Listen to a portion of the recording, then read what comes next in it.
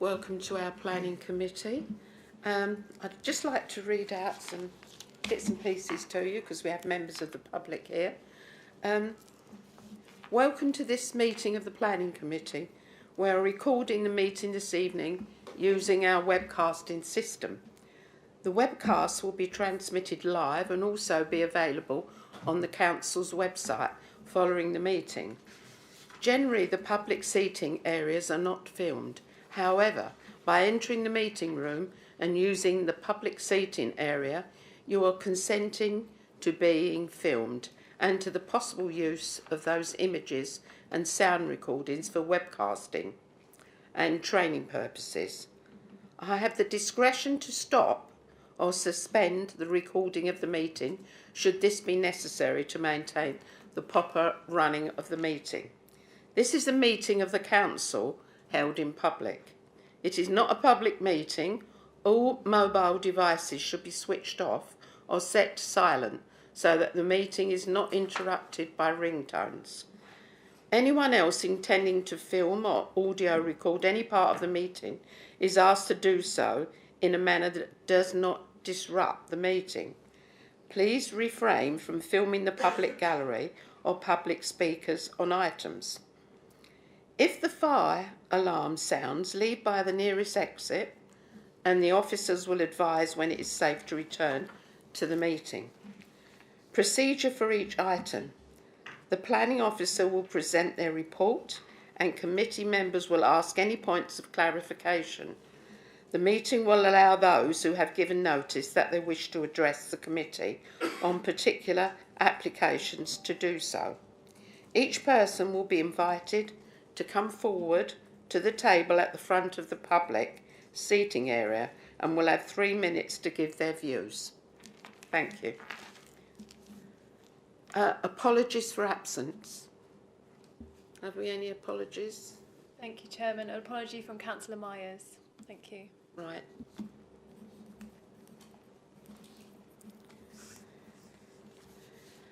Item 2, declarations of interest and lobbying. To receive any declarations of interest from members in accordance with paragraph 9 of the Members' Code of Conduct and declarations of where members have been lobbied on an application in accordance with section 5 of the guidance notes on regulatory matters, the role of members and officers. Have I any lobbies? Thank you, Chris. Thank you, Chair. Yes, item number 8, because I'm part of the SEMPRA board. Okay, thank you. Councillor Mike. Thank you, Chair. Just to say I've been emailed on a few of these items. I haven't read the emails, but just in the interest of full disclosure, I have received what you might term lobbying emails on them. Thank you. Okay, thank you. Any more? Alex? Thank you, Chair. I've received lobbying emails from for items 5 and 6. Thank you. And I have been... Yes, okay. Sorry, Councillor Baker. Would you be able to clarify which items, please? 5 and 6, I believe. I can't say absolutely. Sorry.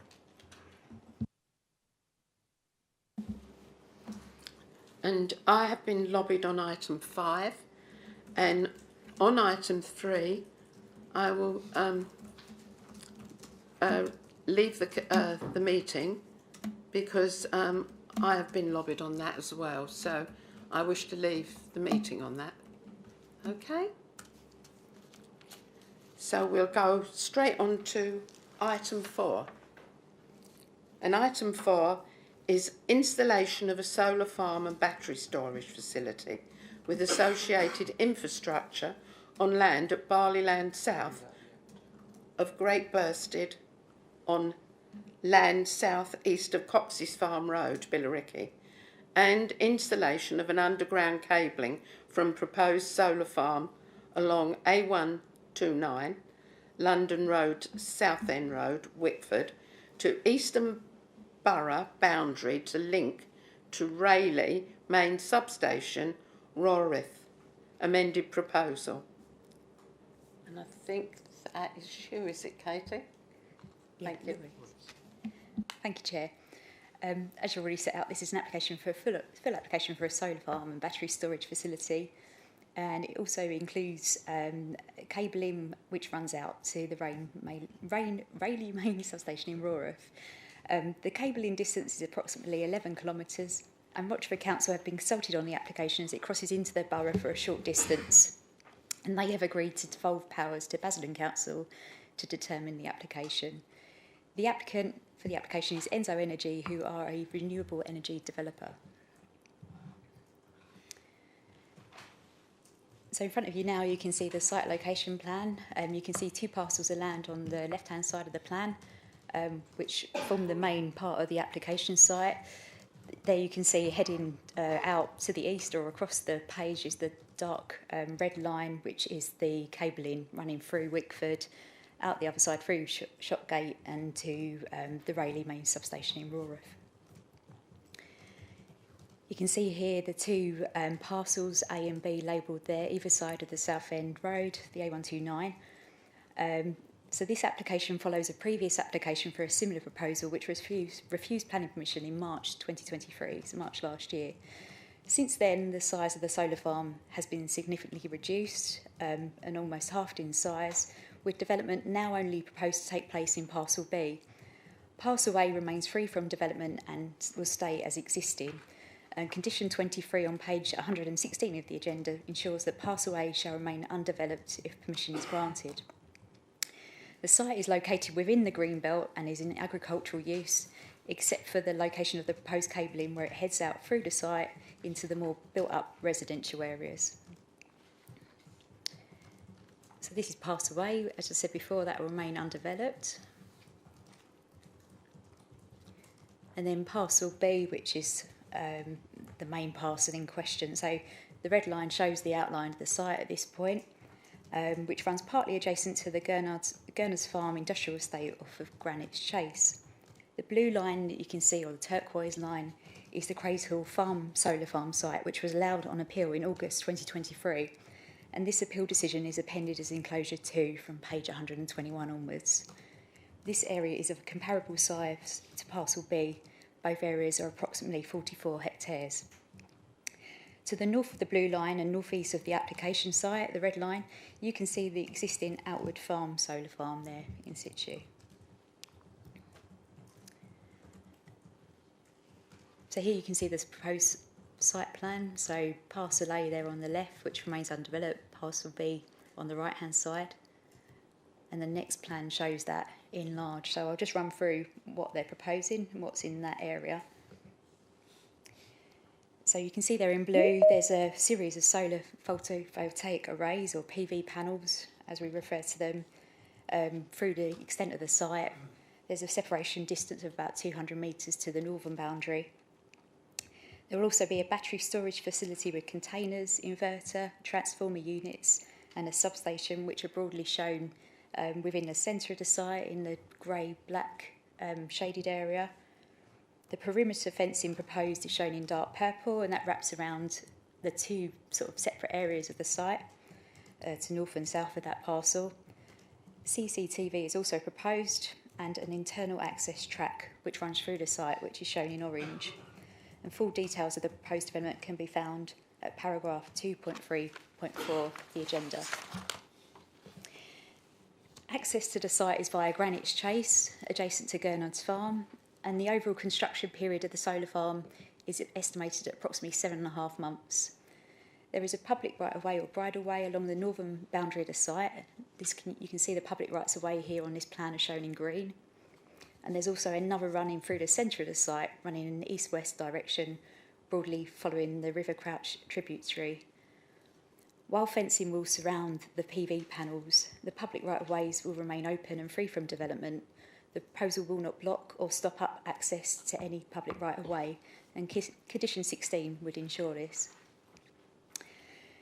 The proposed perimeter fencing will be set a minimum distance, as I say, 200 metres from the northernmost boundary, which is where the public right-of-way, the bridle-way is, and there will be a minimum separation distance of approximately 10.5 metres from the perimeter fencing and the public right-of-way which runs through the centre of the site. This separation distance increases the further east or southeast you can go as you go. You can see there as the public right-of-way in the green line sort of slips away to the southeast. And the panels tend to be set further away from this section of the footpath as you head in that direction. It should also be noted that mitigation planting and soft landscaping is proposed along both the northernmost sections of panels and adjacent to the public right-of-way, running through the centre of the site. And I'll go on to that in a moment on the proposed soft landscaping slide. So photographs there on the left-hand side, you can see some views across the site of parcel. These are all parcel B. The left-hand side photograph is facing north, so you can see how the land slopes upwards towards the trees there. And the trees through the centre show the demarcation of the public right-of-way, which run along horizontally through that site from east to west. On the right-hand side, you can see Gernard's farm on the right-hand side, the raised bank and the existing containers and lighting columns on the right-hand side. As I say, you're facing south in that direction across the site.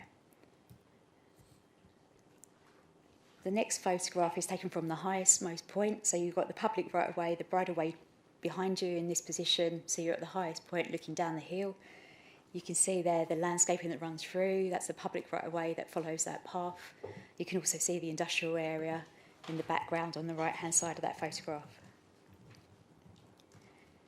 So in terms of the proposed development, so I'll just go around the slide, the images there. So starting from the top left-hand corner, you can see the side view of the PV panels, which will be fixed. So they don't tilt or move in any way once they're fixed in place. They're a maximum of 3 metres high, 4.6 metres wide. That's each panel, and 0.8 metres high at its lowest point. And they run in lengths of 31 metres, so you can see the elevations of them on the image below. Around the site, as I said, which was shown in purple, we've got steel deer perimeter fencing being proposed, and that will be a maximum of 3 metres in height. And then there's gates there which provide access to the site as well through the access tracks, which are of similar height. And then moving round to the left-hand side, so we've got the battery container elevations, which are 12.2 metres wide, 2.4 metres deep and 2.9 metres high. And then in the top right-hand corner, the control room with a weather station, a pole which attached to the side of the building, overall which measures 6 metres wide, 3 metres deep and 3.9 metres high with a flat roof. The proposed solar farm will be operational for 40 years, and then once the use has ceased, the land will be restored back to its original condition. Therefore, the proposal is a temporary and fully reversible use, albeit the 40 years is a considerable length of time. A programme of restoration and decommission would be first agreed by the local planning authority if permission was granted and implemented, and this is controlled by conditions 4, 5 and 6, which you can see on the agenda. So in terms of soft landscaping, you can see what's being proposed. So we've got a comprehensive soft landscaping scheme, which is based on the submitted landscape and visual impact assessment. As I say, it's shown on this plan and it's described from page 96 onwards. Place Services Landscaping has been consulted on this proposal and have visited the site alongside officers and the applicant. New mitigation planting, tree and shrub planting is proposed along the northern perimeter fencing spanning the width of the proposed PV panels. Once established, this would effectively screen the development from the northernmost public right-of-way or the bridleway, public right-of-way 34, which has a separation distance, as I say, of approximately 200 metres from the first point there. And on this plan, you can see the public rights-of-way are shown with the yellow dots. So a little bit hard to see because you've got quite a lot of soft landscaping happening, but they're the yellow dots running along the top and running through the centre of the site. It should be noted, however, that at present views into the site from this northern bridleway are restricted by existing vegetation along the site boundary. Views of the proposed development will be similarly restricted. Any views of the proposed development would typically be seen through foliage, stems, trunks and branches of soft landscaping. The northern and north-eastern boundary of the site is currently well vegetated with a belt of mature trees and smaller trees and shrubs which would remain. Native hedge transplants are proposed along the western boundary, together with new structure planting running adjacent to the whole length of the central public right-of-way. You can see that in the dark and light green areas which run through the middle. Also, bats, bird and other wildlife boxes are also proposed at various intervals along the public right-of-way, and new trees are also proposed to boost the landscape boundary along this central area. After 1 year, the proposed development would clearly be seen and would occupy most of the view from the central public right-of-way. A newly planted hedgerow would also be seen at the base of the proposed perimeter fencing. After 10 years, the newly created hedgerows will have established and begin to fill out. They would have attained a managed height of approximately 3 metres, sufficient to screen the height of the fencing and the solar panels, although some views may still be glimpsed as the hedging continues to fully mature. It is appreciated that the open views from the public right-of-way will be diminished by this mitigation planting. However, the planting will provide screening to the solar farm, diminishing the level of harm to visual amenity over time. New trees are also proposed around the edge of the compound area and the battery storage area, which are shaded in sort of a yellow colour there, broadly within the centre of the site, again to screen that, and that was requested by Place Services Landscaping, which the applicant was happy to do, and it screens that further from public view. A grassland mix will also be retained across the entire site, except for the compound area and the battery storage area, and obviously the access tracks. Sheep will graze in between the panels and across the site. Overall, 37 new trees are proposed, a mix of structure planting totaling 30,560 plants, and about approximately 8,000 hedge transplants, and further information about that is set out on pages 96 to 97. In respect to biodiversity net gain, the proposal will result in an 86% net gain in habitats, 26% net gain in linear habitats, for example hedgerows, and 11.5% net gain in watercourse habitats. So you can see there the key issues in respect of determining the application include the impact upon the openness of the greenbelt, the impact on landscape character, appearance and visual amenities of the area, together with the cumulative impact of the proposal, the loss of agricultural land, impact on heritage assets, archaeological impact, design, impact on neighbour amenity, highway issues, ecological issues and biodiversity issues, flood risks, floods and drainage, and construction considerations, and including site restoration and decommissioning. This slide shows the planning balance, the positive and negative points, which I'll run through. So as the site is located within the greenbelt and the proposed development constitutes inappropriate development, the applicant has demonstrated a number of very special circumstances, and these have been assessed and weighed up as per paragraph 156 of the NPPF. In terms of the negative impacts of the proposed development, it's recognised that the proposal will cause harm to the openness of the greenbelt, which carries substantial weight.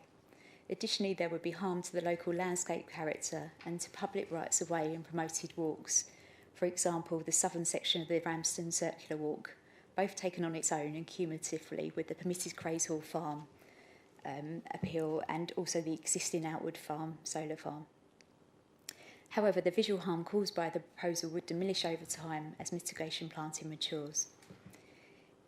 It is of course recognised, as per the Craigshall Farm decision at paragraph 19, that views experienced by users of the central public right-of-way when facing south will feel more enclosed as mitigation planting measures will mature, and therefore the value of these walks would be diminished.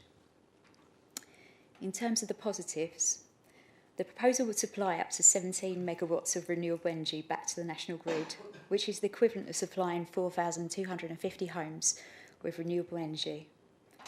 The displacement of carbon as a result is the equivalent emission saving and reduction of cars on the road by approximately 1,139 per year. The proposal will contribute towards national and local policy objectives, net zero, Build Back Greener, Basildon's climate strategy and action plan, and the declaration of the Council's own climate emergency in 2019, which are all examples of relevant national and local policy objectives. The proposal will comprise secure, distributed and clean energy generation, which accords with the government's policy on energy security, EM1. The proposal will lead to substantial biodiversity net gain enhancements on site, which we've already gone through, soil regeneration and farm diversification, which carry positive weight. Additionally, the proposal, as previously described, is temporary and reversible. It's considered that the very special circumstances outweigh the harm by reason of inappropriateness and the other harm identified. Therefore, whilst the negatives of the scheme are recognised, given the weight afforded to the very special circumstances, in line with the inspector's judgments made in the recent Whites Farm and Craigshall Farm decisions, which have both been allowed on appeal and appended to the agenda, the fact that the scheme has been significantly reduced and halved in size since the previous refusal, with Pass Away remaining undeveloped, and the fact that the scheme isn't permanent and is reversible, the proposed amendment is considered to be acceptable and is therefore recommended to approval, subject to conditions. Thank you.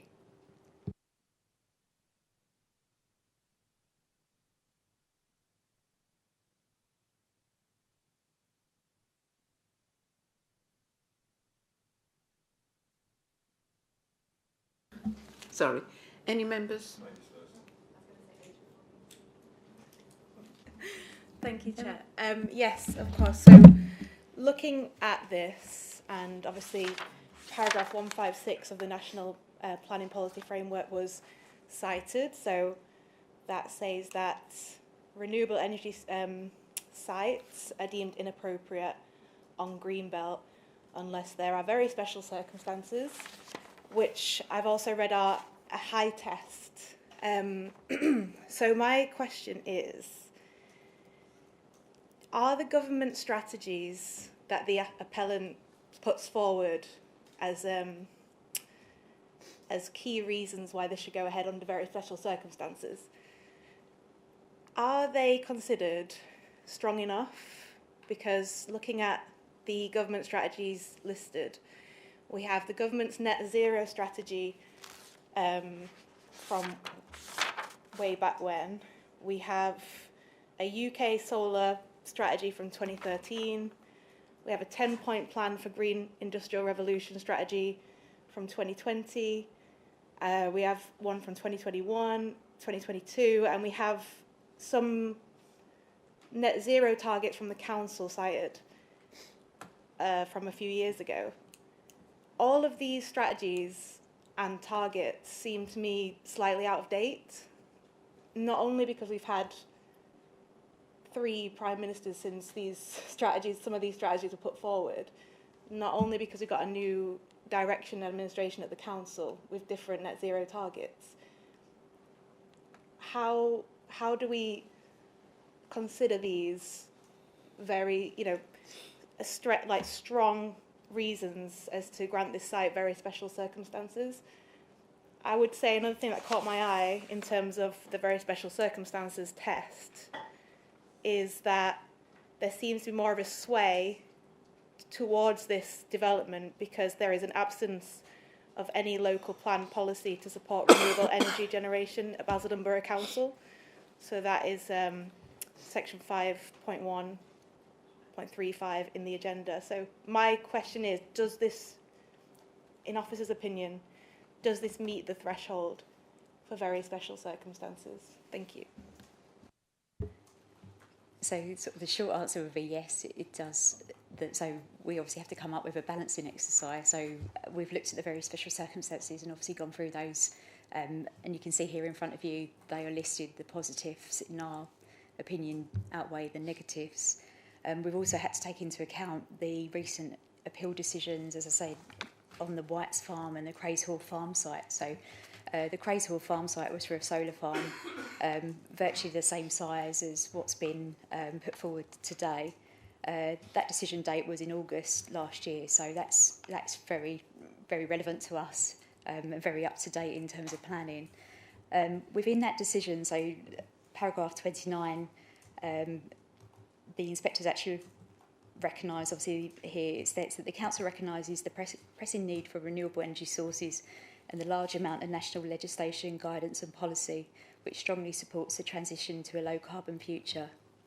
So yeah, I think, as I said before, the most important, you know, there's certainly in our eyes the very special circumstances outweigh the harm identified.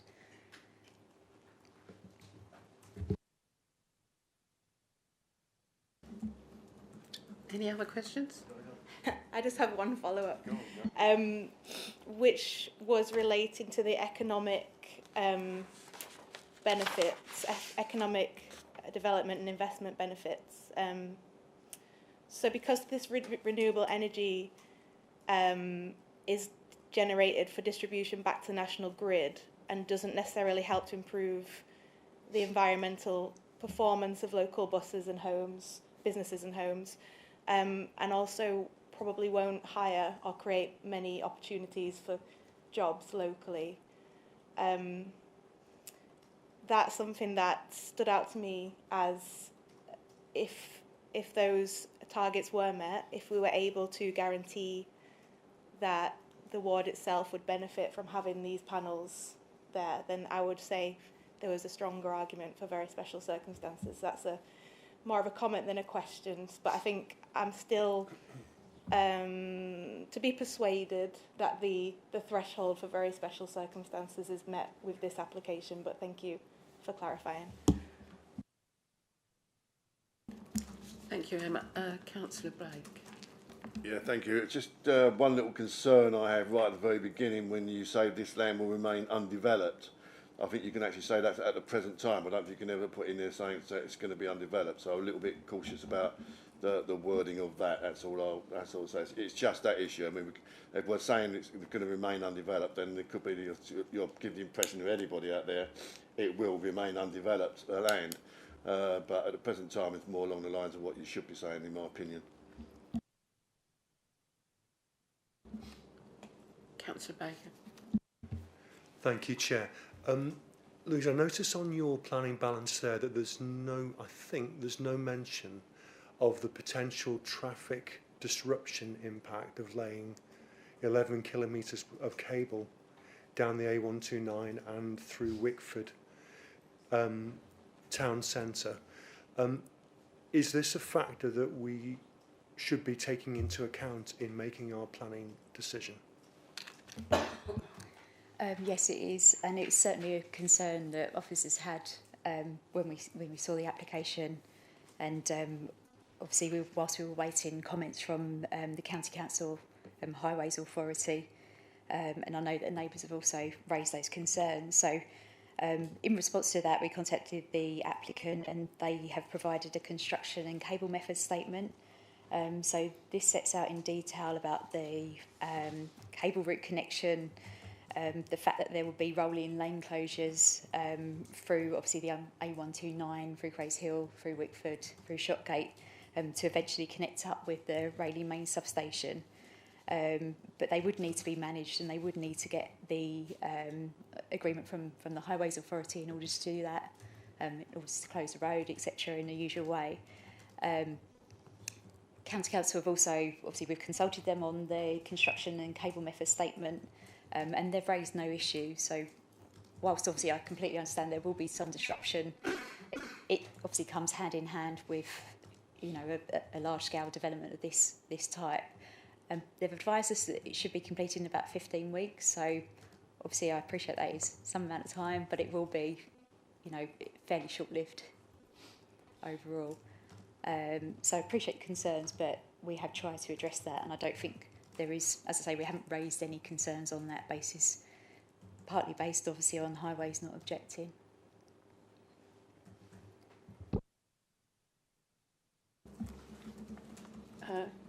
Councillor Alex. Thank you, Chair. In the written report, there's quite a lot of discussion around St Mary's Church and the impact that it would have on that. Can you just sort of expand on what impact it would have on the church and how much of a factor that would be in our decision? Sorry, I just need to get the agenda to hand because I've got the presentation, so if you could bear with me. Thanks.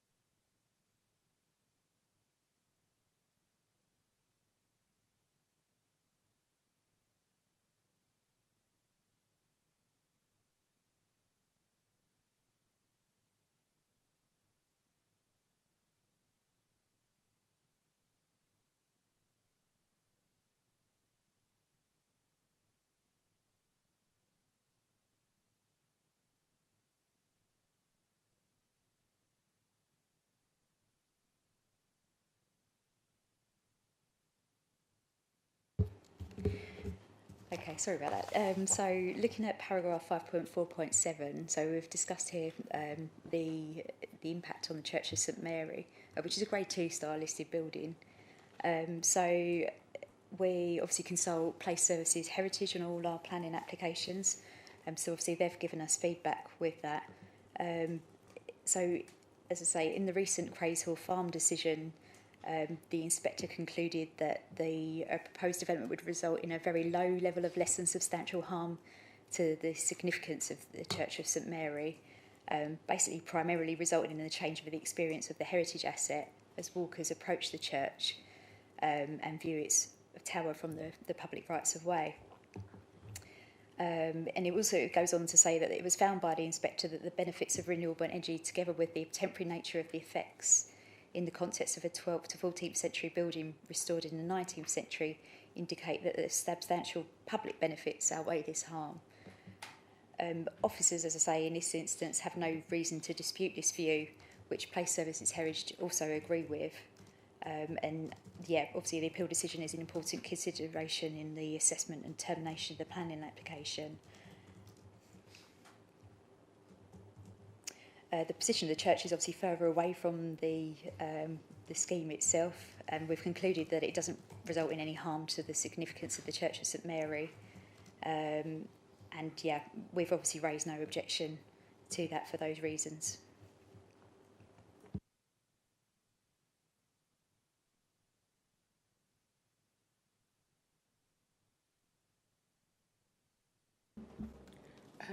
Councillor Morris.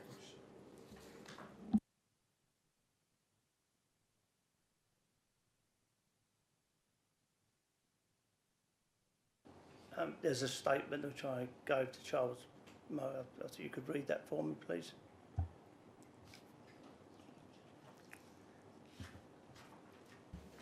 Yeah, I can do that now.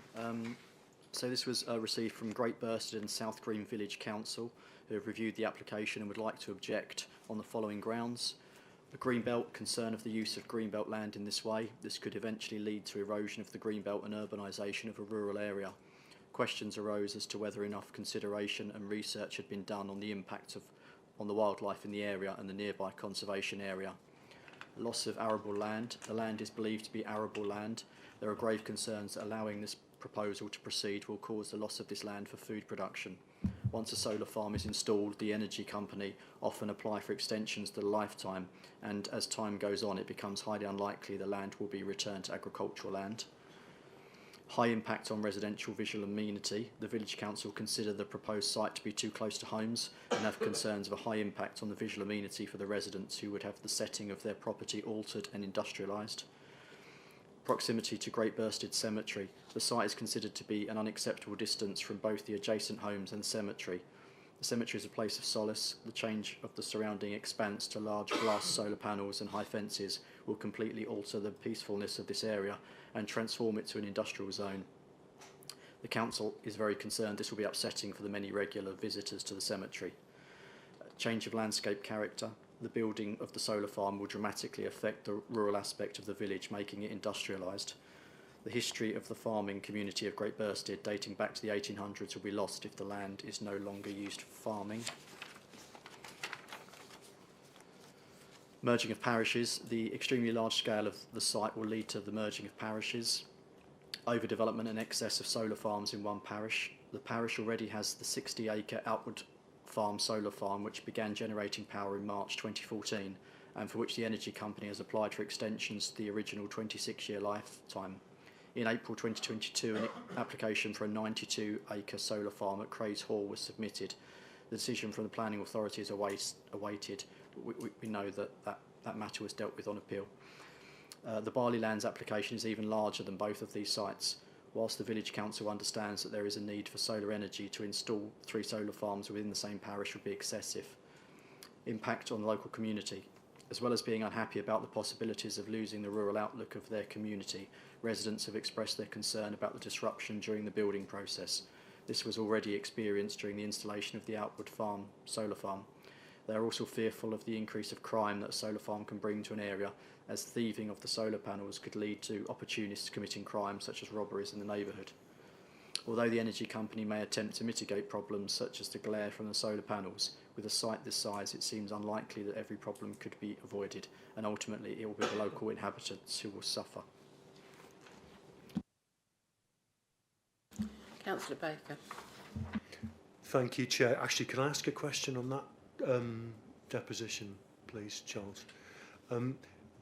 Was that made when Parcel A was still part of this proposal? Because it seems to me, perhaps correctly, perhaps not, that significant elements of it refer to Parcel A rather than Parcel B. I'm not entirely sure. I suspect if it relates to this application, and it does with the number, then I think it should only relate to the development of Parcel B. It's just that Parcel B is not in close proximity to Great Burstead Church, for example, but Parcel A very much is. That's, for example, that's why I asked the question. Yeah, that's true, because the cemetery is obviously refers to Parcel A is directly below that, so that obviously isn't affected as that remains free from development as part of this application.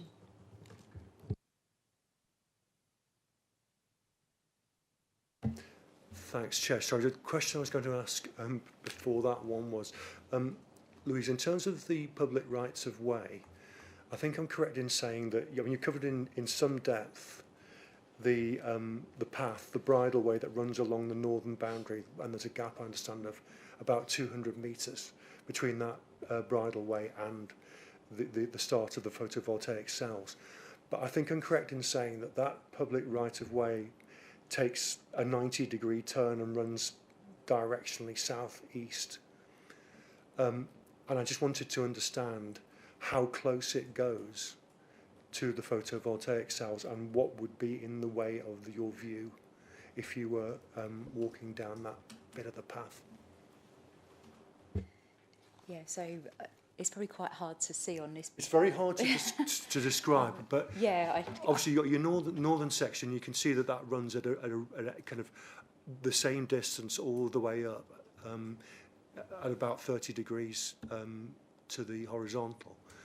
But then, as I understand it, the path takes a 90-degree turn and runs, I'm going to use a glib term here, quite close to the photovoltaic cells. So that's the section that runs down from basically the centre top of the diagram in a roughly southeasterly direction. Yeah, so the minimum separation distance to the actual perimeter fencing itself. So obviously you've got the perimeter fencing, there'll be a gap to maintain and access the solar panels beyond that. So the panels aren't directly up to the fencing.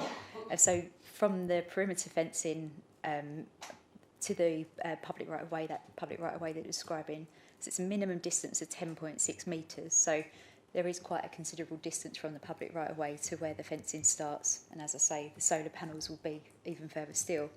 That increases as you go through the site and just generally how it's laid out. You can see there's an area of grassland, it's sort of in a darkish green, medium green triangle. If I just stand up, in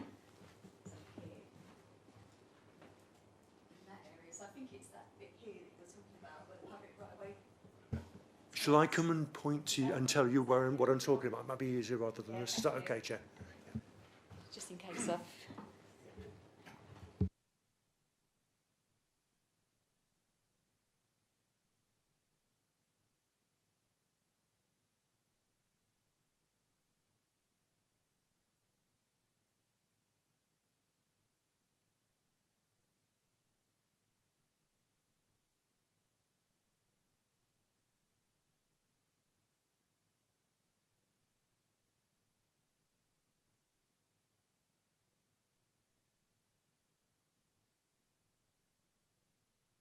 So you can see I will probably have to go back to plans and scale that off, but it's definitely more than 10.6 metres looking at the sizes, but I'll need to zoom right into the plans and scale that for you.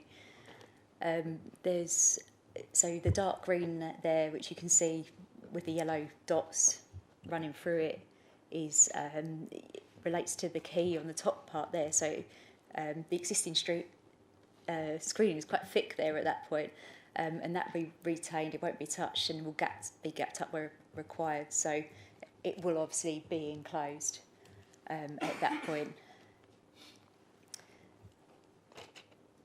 Along the actual fence in itself, there isn't any hedging or anything proposed there. So generally that remains the same until you head a little bit further down. So as you're heading further down there, you've got the Red Star, and then beyond that, I think the public right-of-way then leads off that at that point, away from the site. But you can see there the darker green line that extends down. It's got some yellow stars within it. Is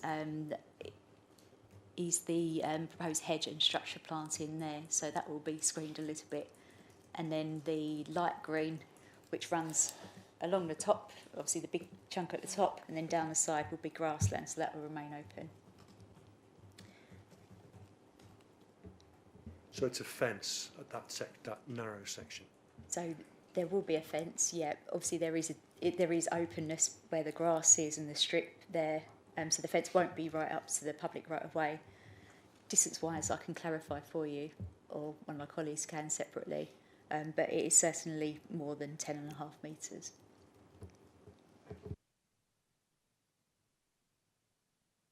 Are you happy with that, Councillor Bacon? Yeah. Yes, thank you. Any more clarifications? Emma? Thank you, Chair. Just two minor points for clarity, if I may, from the officers. Is there much weight to Ramsden Craig Parish Council's objection that the proposed parcels of land, now I'm not sure which ones it's referring to, whether it's just parcel B in this case, are they considered prime agricultural land by the council? Is there any weight that this area could be used for food security purposes?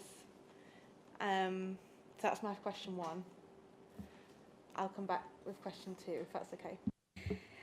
Yeah, so there's no, obviously we'd know, this is a private site, we've no control over sort of what goes on there as such, other than obviously if it needs planning permission they'll consult us, but it is, obviously it's an existing agricultural use, but it will continue as agricultural use, obviously, but in a different way, through obviously grassland there, and the sheep will graze in between the site. The applicant has submitted an agricultural land classification report. It's been graded as subgrade 3B, so it falls within the category of moderate quality agricultural land. Some trial pits and sampling has taken place. They've found obviously that the clay soils, so they do remain waterlogged for quite a long time, for long periods in winter, and seasonally are waterlogged, and therefore the quality of the agricultural land is obviously diminished by the soil wetness. So obviously it is reversible. It can go back to being agricultural, although it will somewhat stay in agriculture with the grassland there and the sheep that will graze. So we've got no reason to doubt that it couldn't go back to its existing agricultural state. And that was obviously referenced previously by the inspector at the Crows Hill farm site as well, who's taken that view. As I say, we don't have a policy in place to say that this site has to be retained for food security, so that would be quite difficult for us to do on this basis. Thank you. And then just my follow-up was more curiosity around, Great Burstead being the solar panel capital of the borough. Is there a reason for this beyond the fact that it's got a link to the Rayleigh plant station, which links the national grid, or is there a wider ambition for Great Burstead that it becomes a renewable energy capital of the borough? Yeah. Is this opportunistic, or is this something that's by design? Thank you. So obviously the applicant has to go through quite a rigorous site selection process as such, so that's sort of where it stems from and where it starts from. So if I just talk about that first, so the applicants confirmed that they obviously have a signed connection agreement with National Grid, and that's taken place since 2019. That allows them, it secures them basically a connection back to the closest National Grid substation, which in this case is the one at Rayleigh or Rawruff. They've advised that there are UK power networks which are closer, but these are often constrained networks, and sometimes they only have a limited capacity which they couldn't feed into due to obviously the level of renewables that would renewable energy that would be provided through a site of this size. So obviously they go through the selection process, and that selection starts closest to the National Grid substation. So obviously they start at Rayleigh and then they work their way outwards slowly just to find and attempt to find a suitable site. So obviously they take into account a lot of things. This is obviously very simplistic, but obviously things such as land designations, sensitive habitats, archaeological heritage issues, the topographical features, avoiding fields obviously with intricate hedge boundaries and smaller parcels there. But I think really the main one in this case is the fact that it's a south-facing slope. It's obviously a large site, it's open, it's prime for them. And then once obviously they've hit the right location, they need to get the landowner's agreement sort of for leasing the land. So there is quite a rigorous site selection there that goes on. And I obviously can't tell you all the ins and outs of what's happened from Rayleigh to here, but this was obviously chosen. It doesn't have any archaeological or heritage issues. Obviously the south-facing open aspect of it is key really. So I think if that answers your question, that's probably why this area has become a bit of a hub for solar farm development.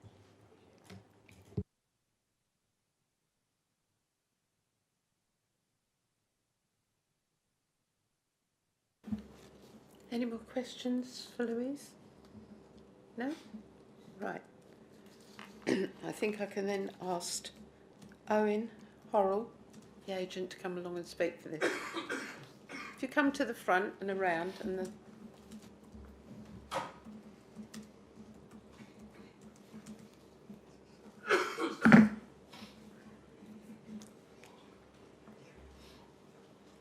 if you like to press the button. Thank you. Good evening. Thank you for giving me the time to talk to you this evening. My name is Owen Howell and I am one of the planners at Enzo Energy. Our sole focus at Enzo is to increase the amount of and use of renewable energy generated in the UK. This is one of the critical actions society can take now to tackle the threat posed by climate change. It is obvious that we need to produce more renewable energy and increase the amount of energy storage capacity. Electricity demand in the UK is set to increase by about 50% by 2035 as transport and domestic heating are electrified. Industry is increasingly powered by electricity or hydrogen, which will be produced using electricity. This energy needs to be generated by renewable or low-carbon sources, then stored readily available for use at times to match demand, regardless of weather conditions. The Energy Security Plan sets out the need for more UK-based renewable energy, a power supply that's generated in Britain for Britain, a renewable power supply that is not influenced by conflicts abroad and immune from the whims of the international markets. National Grid are seeking to accelerate battery storage connections, especially in the southeast. The proposal makes use of capacity at the National Grid Rayleigh substation, given the significant constraints on the UK PN Power Networks DNO connection, but the energy isn't restricted in its geography. This application is notably different from that which the Council considered in March last year. This application has been thoroughly prepared, amended and assessed in the 9 months since submission. Effective landscape proposals screen limited public views, focusing on the public rights of way and the few nearby private properties. The application is on an area of Grade 3B agricultural land, which is lower grade agricultural land and does not form best and most versatile land. The site will be grazed during operation. Importantly, the proposal will deliver the biodiversity improvements which officers have set out. We, like your officers, consider the very special circumstances necessary to support this development in the Greenbelt have been demonstrated. Recent appeals have concluded the same. The amended design has been developed through a detailed design revision process, and this work and careful site selection has been validated during the consultation process, resulting in no remaining objections from technical consultees subject to conditions. Material planning considerations, including flooding, landscape, ecology, heritage, environmental health, arboriculture, and highways, have all been considered acceptable. ENZO have accepted all conditions proposed and worked proactively with officers to amend the proposals. It is essential that projects like this are consented now. We welcome the recommendation in the officer's report before you. Thank you. Thank you, Owen. Charles, I think...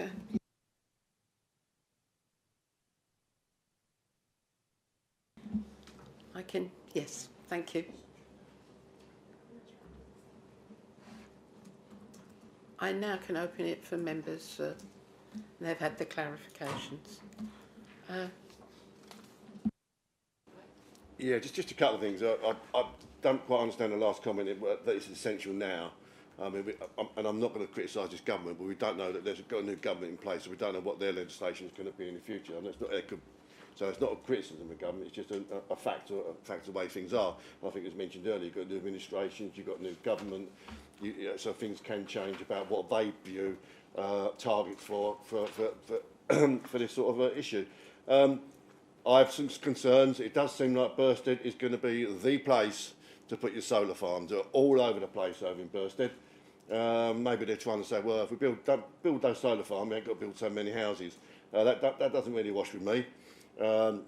As a councillor of Bursted, I have great concerns about the length of time it's going to take to make this, especially if you've then got a development that's going to be happening in Kennel Lane. It's bad enough getting in and out of the area as it is. It's just going to absolutely block it all, but along both roads that take you into Billericay. So I've major concerns on that as well.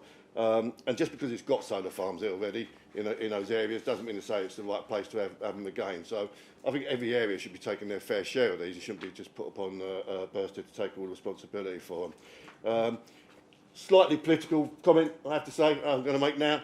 It goes that there is one way that actually can save energy, which they've actually already introduced. That's by stopping the £300 payment to pensioners for their heating costs, so they won't be able to use that, will they? So there'll be a lot of pensioners who won't be putting their heating on because they can't afford it. So there's some energy saved there. Thank you, Councillor Blake. Anybody else wish to speak on this? Okay, Councillor Blake.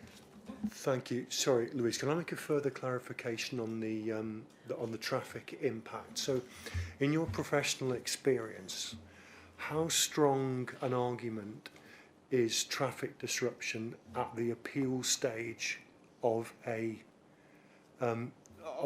proposal, assuming that there is no objection from the Highways Authority in question? Yeah, as if we've got no objection, we wouldn't be able to refuse a proposal on that basis.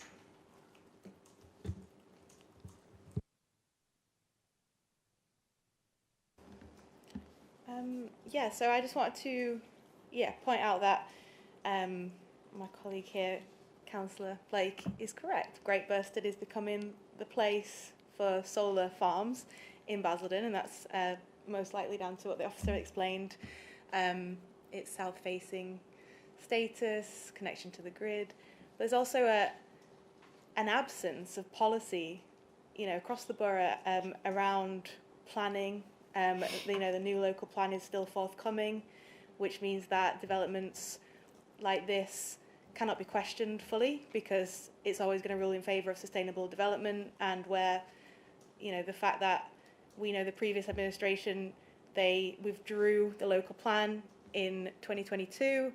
We know now that places like Bursted are going to get these solar farms because it's easy to prove that it's not, in contradiction with any existing policies. In fact, most of the policies cited at appeal, that the appeals that I've read, no weight is given to them. And there's no strategy around renewable energy in the borough. So I think a kind of brain drain and a lack of vision for the borough has meant that there are opportunistic developments like this, ones that don't necessarily benefit local people, which I'd like to see in future, that we have renewable energy that goes straight back to local homes, that we have solar panels that are manufactured in Basildon or thereabouts, that we have career opportunities for Basildon people. So it's a little bit like Pitsea, you know, we have recycling plants and everything kind of dumped on us because we have a tip already, so why not? So, you know, there's just a kind of a lack of planning and strategic vision that really just puts us at the mercy of developments like this. So there's nothing we can do, and obviously there's no material reasons to vote against it, but I just wanted to put that on record. Thank you.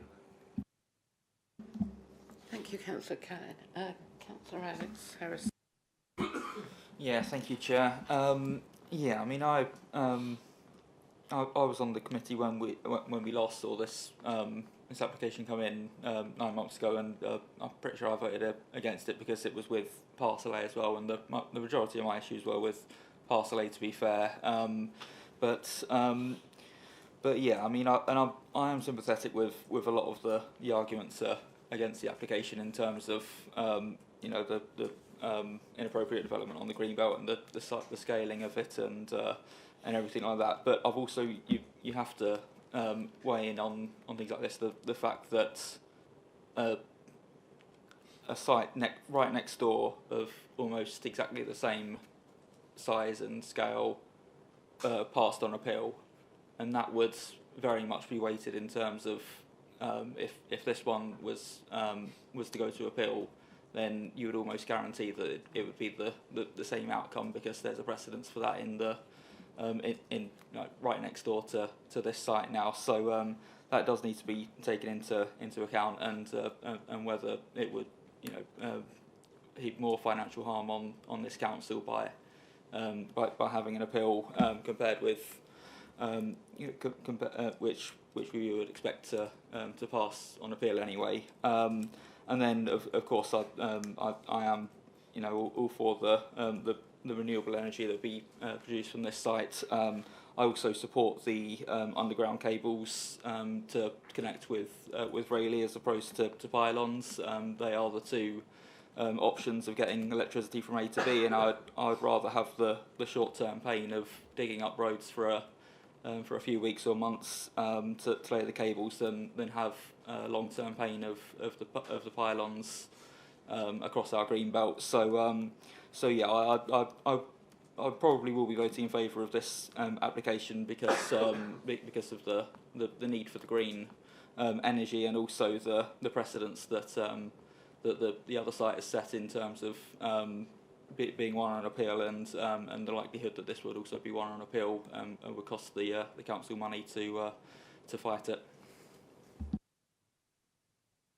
Thank you, Councillor Harrison. Does anybody else wish to speak? Right. Okay. This proposal has got lots of things against it. I happen to live in Bursted, which you know, and we have many, many, many power cuts there all the time. Not just for a day, 2 weeks at a time. We have to have a generator, and we've had that 3 times this year. And it's not nice, not in the middle of winter when perhaps it's snowing outside. So looking at the green energy and even the houses that we've just passed, you know, we're going to need more energy. We've set a precedence because one has already been approved. If it goes to appeal, it will be approved. It's as simple as that. And with solar farms, we don't lose the land forever, because after a certain amount of time, if it wants to go back to green belt or agriculture, it can. So I haven't got a problem with this. I think I'm going to go for this one. So thank you. Councillor Blake. Yeah, on that comment, I wonder if officers can confirm that how many solar farms that have been produced have actually gone back to green belt since it's happened. Because I mean, if it's a comment that's been made by the chairman that they can do, then we must have evidence that that has actually occurred, or is it what someone said earlier? They just ask for an extension and get it. So can you please confirm that what the chairman said, that they can go back, that there's evidence of that happening, please?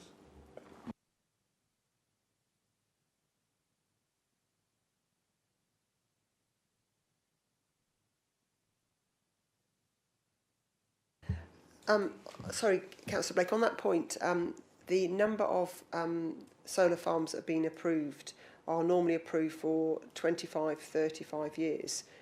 We haven't had the technology in place for that amount of time for them to reach the end of their lives yet.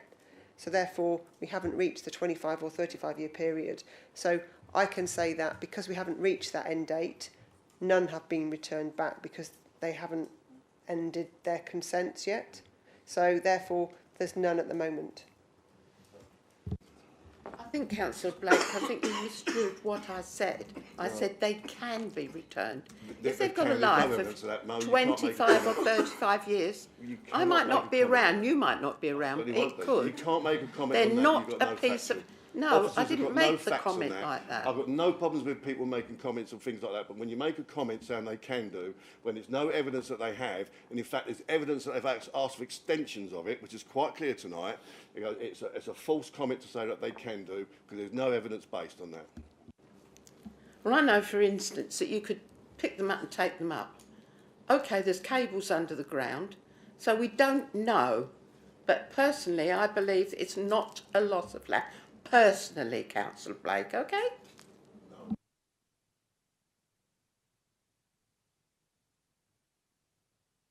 Anybody else got any comments? No? No. So I think it's time that we actually went for the recommendation.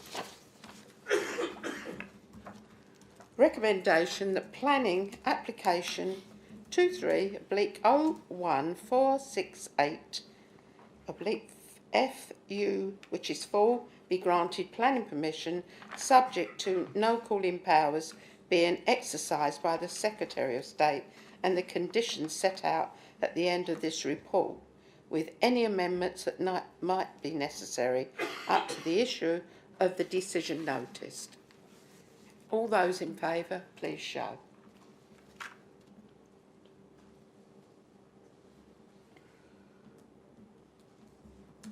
Okay. All those against? Any abstentions? No. Application has been granted. Thank you.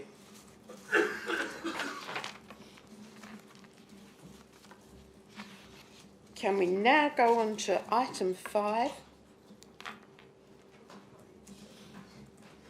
Change of use of park ground floor and first floor from commercial, business and service class E to residential class C3, together with the construction of a 2-storey roof extension to create a total of 26 apartments, 1 and 2 bed units with associated cycle, refuge storage and communal amenity space, together with external alterations, refurbishment and ancillary works, revised scheme to previous consent, which is on the 17/00675/4 at 18 to 22 High Street, Wickford.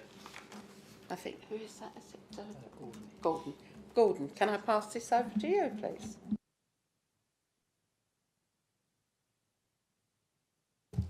Yes, thank you, Chairman. Sorry, bear with me a second. I was just getting set up.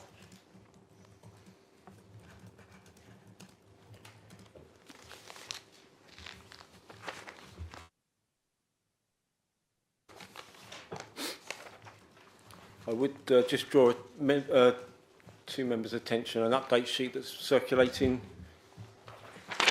This also identifies the Council's updated 5-year housing land supply position that's increased from 1.85 years to 2.34 years. I've also mentioned in terms of the current application, we've had an amended consultation response from the Highway Authority requesting the upgrade of 2 existing bus stops on London Road in lieu of 2 new bus stops in High Street that they initially requested. And we've also received a County Ecology Service response now raising no objection to the application. So this application relates to share my screen?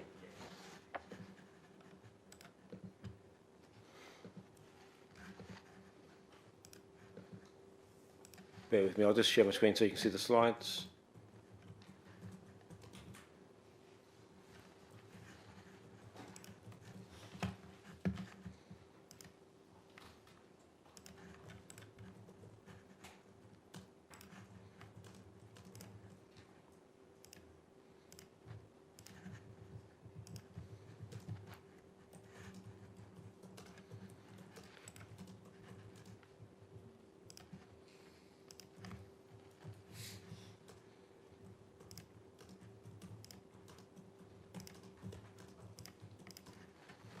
Try that again.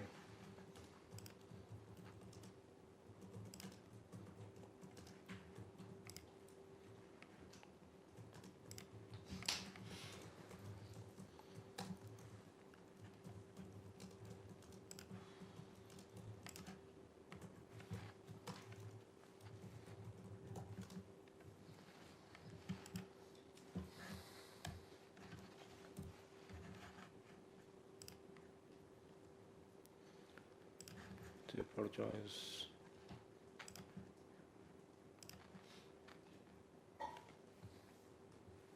There we go. Sorry about that.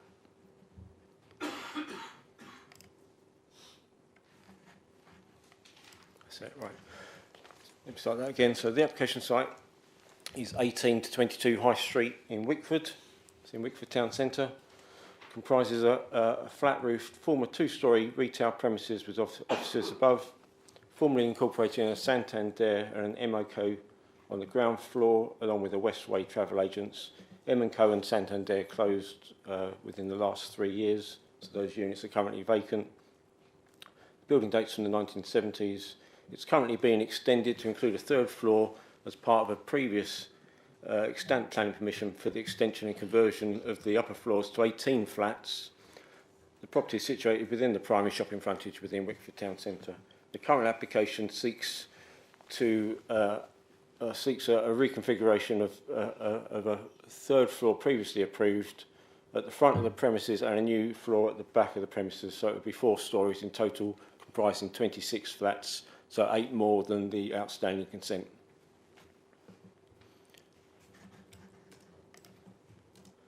So there's an aerial view.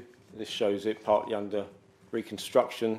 You've got the Wickford main car park to the east, Gibraltar House and Wickford Railway line to the north, Willow Shopping Centre to the northwest, Sutton's Carpets is a 2-storey retail premises to the south side. It also has a planning permission in place to be demolished and replaced by a Part 4, Part 3-storey building comprising of flats and commercial ground floor. And you've got other high street premises on the opposite side, including the Halifax. This is just a photograph to showing it prior to the current state, so you can see it was a fairly utilitarian style 2-storey premises. And this is it currently. I think that was taken within the last 2 weeks, just showing the additional floor that's been added and the recladding of it in sort of brick slips. And this is a view from the Wickford car park at the back, showing the additional floor that's currently under construction. So as I mentioned, the proposal is to provide 26 apartments. 9 would be 1 bed, 17 would be 2 bed. In a 4-storey building, there would be 9 resident car parking spaces with electric vehicle charging points, including 1 accessible space, and 30 cycle parking spaces, along with communal and private amenity spaces, including balconies. Here's the proposed site plan. So this just shows like the roof plan and just the layout. You can see the car parking areas at the back parallel to the service road. It's proposed ground floor plan, so there's some minor changes proposed to the existing ground floor to accommodate the refuse stores, new residential access at the back and the existing access at the front. This also shows the parking area and the cycle areas at the back. Proposed first floor plan, so there'd be 5 flats towards the front, along with the retained offices for Westway travel at first floor. Then there's the interior courtyard, and then 3 further flats at the back. Second floor broadly similar, albeit there's 6 flats at the front, 3 at the back. And then the third floor, 6 flats at the front, 3 at the back. The top floor is recessed back from the high street frontage. And the interior of the flats at the rear are served by an open walkway. And there's the roof plan. You can see a lot of the upper floor flats are also illuminated by additional skylights in the roof. These are the front and rear elevations. So as you'll note, the only difference is that the top floor is still to be approved. The other floor is already under construction, as you can see. So what it is, the previously planning permission was granted to add a third floor at the front, comprising gable ends, broadly reminiscent of Gibraltar House further to the north. There are a mix of building styles and designs and heights in the high street. The previous consent was granted in 2018, and in order to update the appearance of the building and provide a more contemporary style building, the applicants have come in with the current scheme.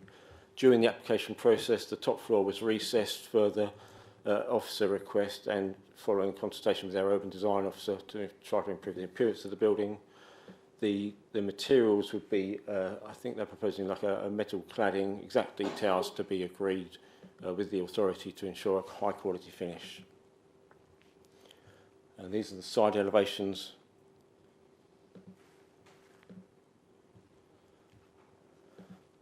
So in terms of the dwelling mix, as I alluded to, there would be 9 one-beds. So of those, 1 would be 1 bed, 1 person, 8 would be 1 bed, 2 person, 5 would be 2 bed, 3 person, and 12 would be 2 bed, 4 person. This is a computer generated image from the high street. And this is from the rear. And these are the views showing the interior courtyard.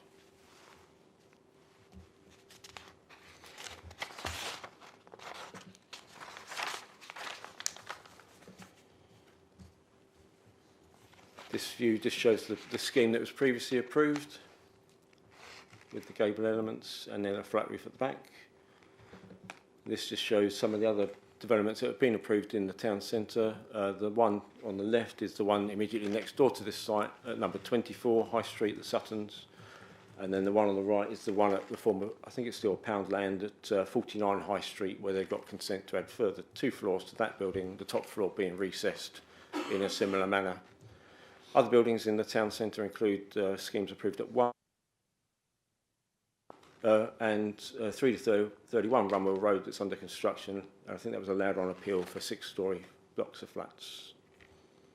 And there's just some other examples of other tall buildings in the, or 4-storey and higher buildings in the vicinity of the town centre.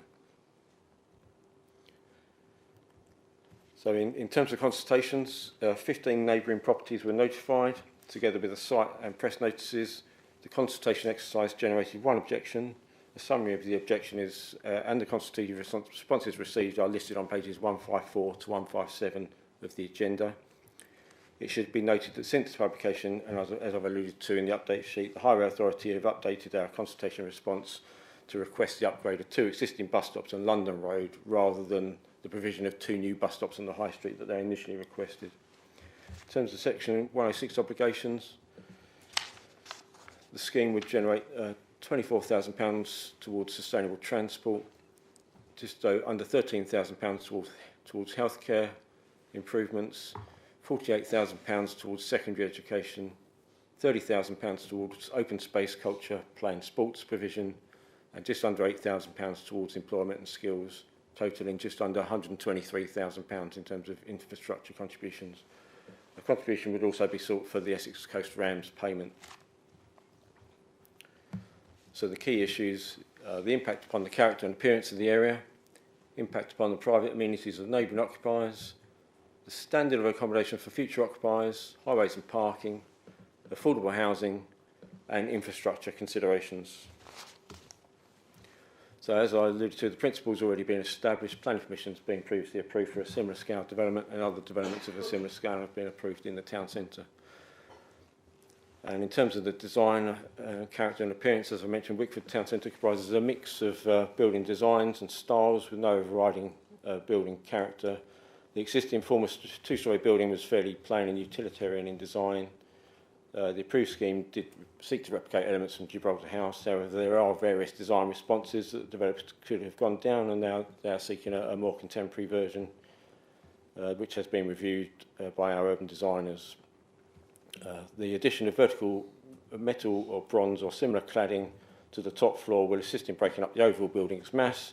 Exact details of the materials can be agreed with the local planning authority, because that was a concern raised by Wickford Town Council in terms of the materials. The Wickford Town Council also had an initial objection in terms of the design, although they didn't object when reconsulted on the recessed version, although they did comment in terms of that parking permits aren't allowed for new residential properties in Wickford main car park at the rear. In terms of the impact on neighbouring occupiers, as I mentioned, the neighbouring units are primarily commercial uses and will not be adversely impacted by the development. The development will also not prejudice the redevelopment of the adjoining site 24 High Street, Suttons, that benefits from planning permission for redevelopment of its site in a similar scale building.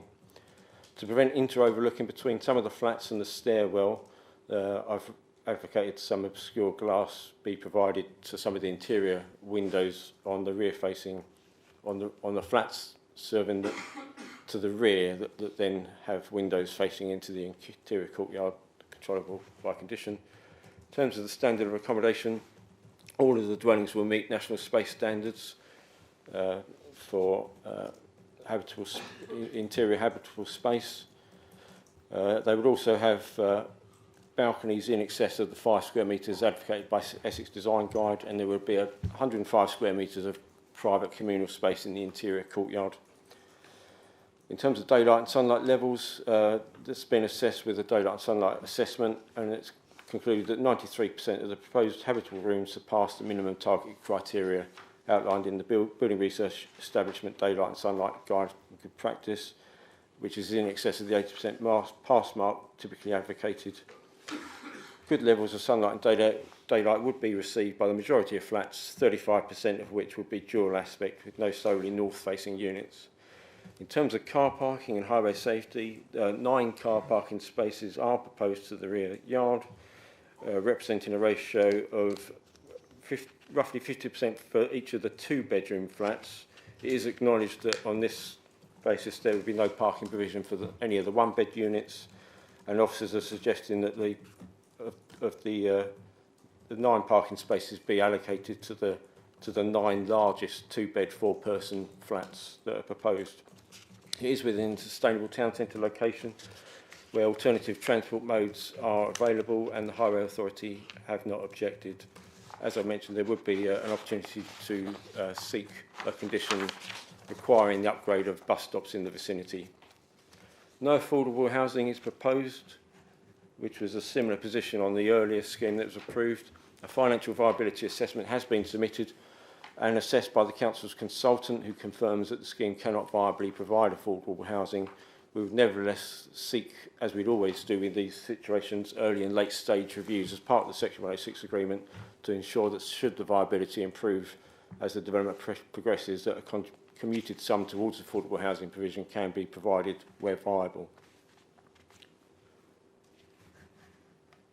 So in terms of the positives, as I've alluded to, there'll be a moderate positive contribution towards the Council's 5-year housing land supply, which has increased slightly to 2.34 years.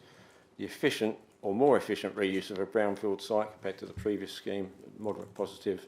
Some economic benefits both from the future occupiers and during construction, limited social benefits, bus stop enhancements. Negative are that there's a slight sunlight and daylight reduction to some of the interior courtyard units towards the bottom of the courtyard, but as I've alluded to, the daylight and sunlight assessment does conclude that 93% surpass the minimum criteria. Accordingly, the application is recommended to members for approval subject to the conditions set out at section 7.3 on pages 177 to 182 of the agenda. The amended bus stop upgrade condition 10 as listed on the update sheet and the completion of a Section 106 legal agreement to secure the planning obligations and contributions set out in Section 5.13 of the report. Thank you, Madam Chairman. Thank you, Gordon. Any clarifications, Michael? Thank you, Chair. A couple of, if I could do two at once, Gordon. Firstly, in terms of the cladding on the upper floor of this development, can you confirm that's going to meet appropriate safety standards? And secondly, in terms of the secured by design condition that's proposed by Essex Police on page 156, can you confirm that that's been fully included within the proposal? Thank you. Yeah, thank you, Councillor. Yeah, in terms of the materials and fire safety, bear with me. I believe we've got a condition number 3, which says that no development comprising external elevational treatments at third floor level. I say third floor because the other materials have already been approved on the floors below.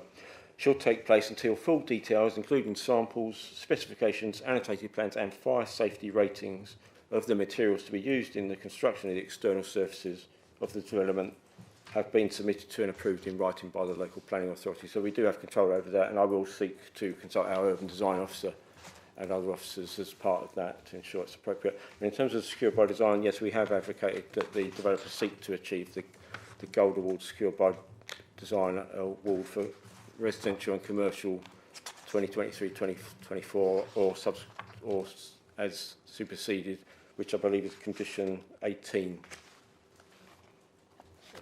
Thank you. Any other clarifications, Alex? Thank you, Chair. Do you mind just going into a bit more detail about the financial viability of Razorland and sort of the reasons that were given for why there's no affordable housing? Because I do think it's quite poor that a block of 26 flats and not a single one of them can be deemed affordable. Thank you, Chairman. I'd have to double check exactly what the viability said, but it did come back and confirm that it couldn't viably provide it, along with the obligations that we're seeking. So, I mean, there are fine lines on these sort of town centre developments that we get in terms of viability. Okay, so we're not able to see any reasons why it was deemed unviable. I'd have to double check specifically if it's not covered in the report.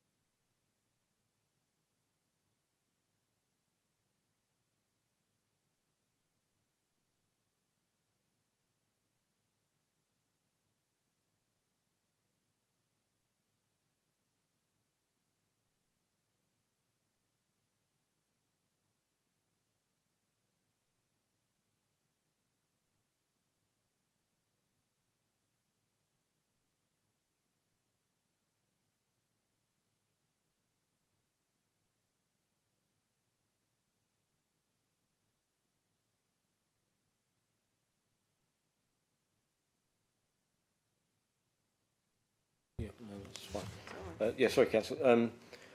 Yeah, I mean, as I mentioned, they have submitted a financial viability assessment, which we've identified the main issue of the payments they would, or the monetary figures, and that's been scrutinised by our independent financial consultant, Altair, who did come back and agree that it couldn't viably, based on the figures presented and with the obligations, provide affordable housing, but we would be seeking early and late stage reviews to claw back any monies should the development, the viability of the development improve. So it's just down to monetary figures.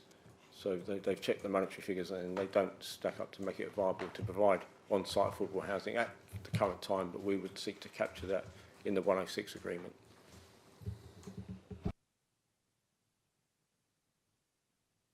Okay, thank you. So just to help me get my head around that. Is that based on how much they expect, sort of the profit that they expect to make from the from selling the 26 flats, and compared with the cost of how much it's costing to build it? Or yeah, so it would be about, yeah, they would have done like a quantitative surveyor's assessment, the materials, yeah, the cost of construction, the profit they require to make it viable, and that like I said, we would have sought to seek to independently assess that to ensure that figures aren't outrageous or they haven't inflated any figures unnecessarily. Normally, where if there's any areas of doubt, our consultant would then come back to us, and we go back and forth with our consultants to try and get to an agreed position. But they concur at this current stage that it is unviable. okay, thank you. Any more clarifications? No? No? We can go on to the speakers. Okay. Which is, I think it's a remote one, is this? Hannah Forden? Yep. Yeah?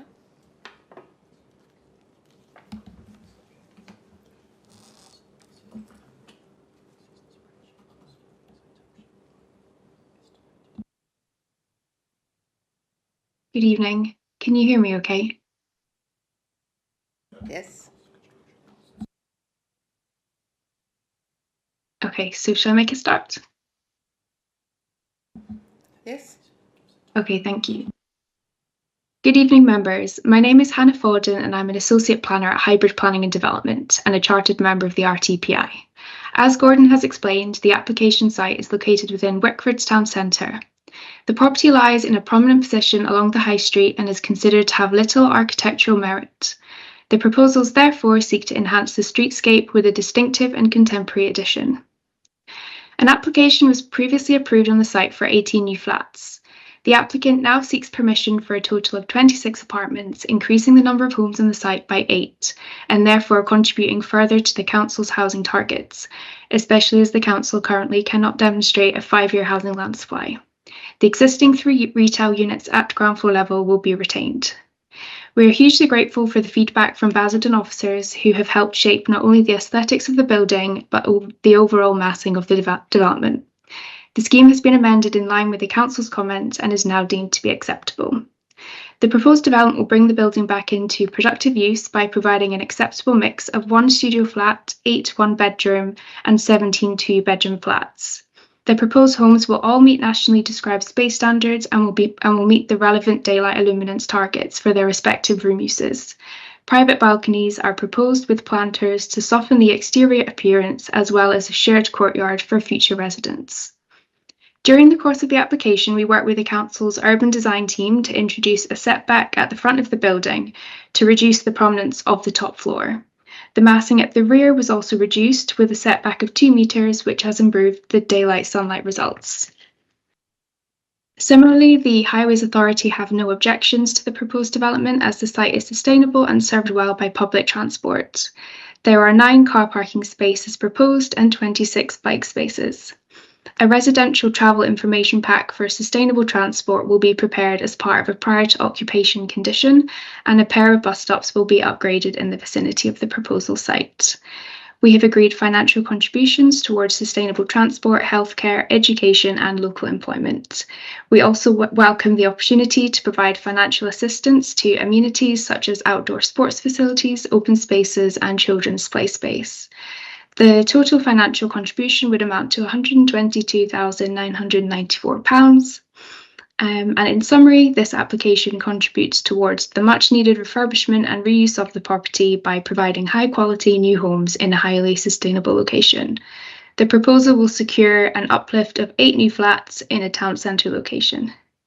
The scheme will promote sustainable forms of construction and will encourage alternative modes of transport. As such, we implore you to follow your officer's recommendation and support the proposal this evening. Thank you.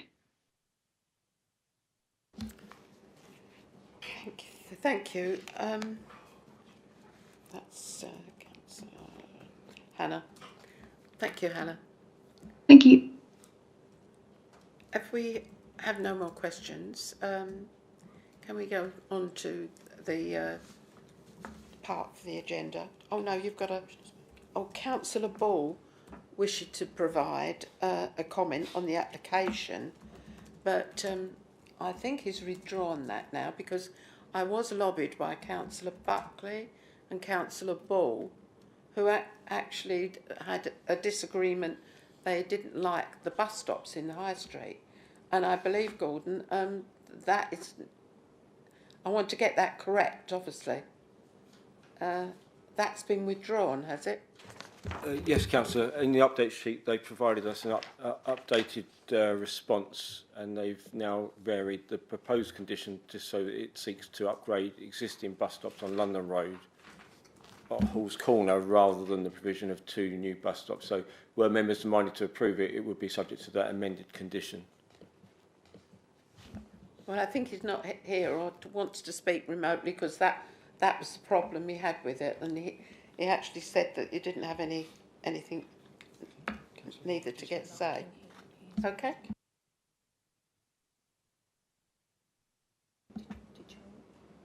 No. No. No. Okay.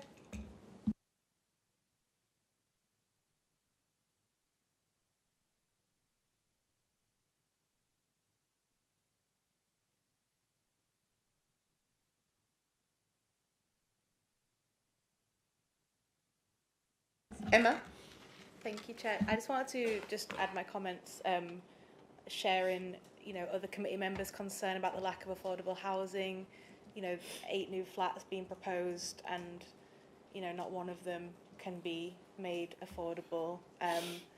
And just want to, put on record, I totally understand the council's intention to go for, funding for other affordable housing developments if possible. Would just like to kind of put on record that that's something that should definitely be encouraged.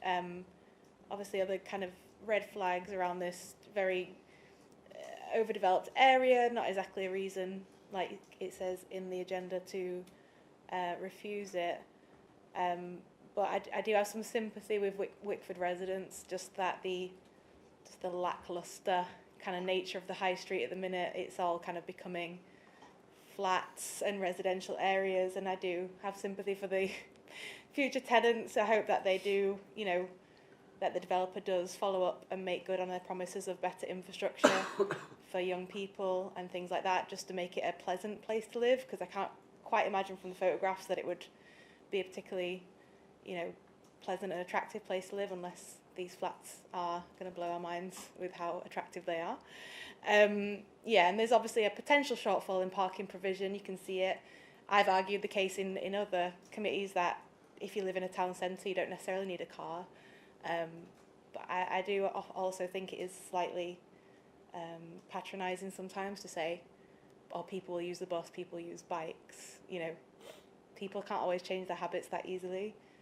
So just wanted to put on record that it's not the most exciting development that the council's put forward, but agree it's necessary and won't see any reason to vote against it. So thank you, Chair. Thank you. Nobody else wanting to speak? I just want to make a few points. I'm pleased to say that it contributes to our housing land supply, which we desperately need, and without taking up any extra workable space, we've got this, so I think it's rather good, and we've got contributions to it, so I'm happy to go along with this recommendation. So I'd like to resolve that planning application 23011589 be granted planning permission subject to the conditions set out in the end of this report, with any amendments that might be necessary up to the issue of the decision notice and the completion of a 106 legal agreement to secure the planning obligations and contributions set out at section 5.13 of this report. All this in favour, please show. Councillor, sorry, and could I just say, and in accordance with the updated amended highways bus stop condition? Oh yes, of course, yeah. I think I mentioned that on the question. I was quite happy with that because 2 of the councillors for the area had problems with it, but now it's been resolved. That's why Councillor Ball is probably not here. Okay, so that's unanimous. Thank you.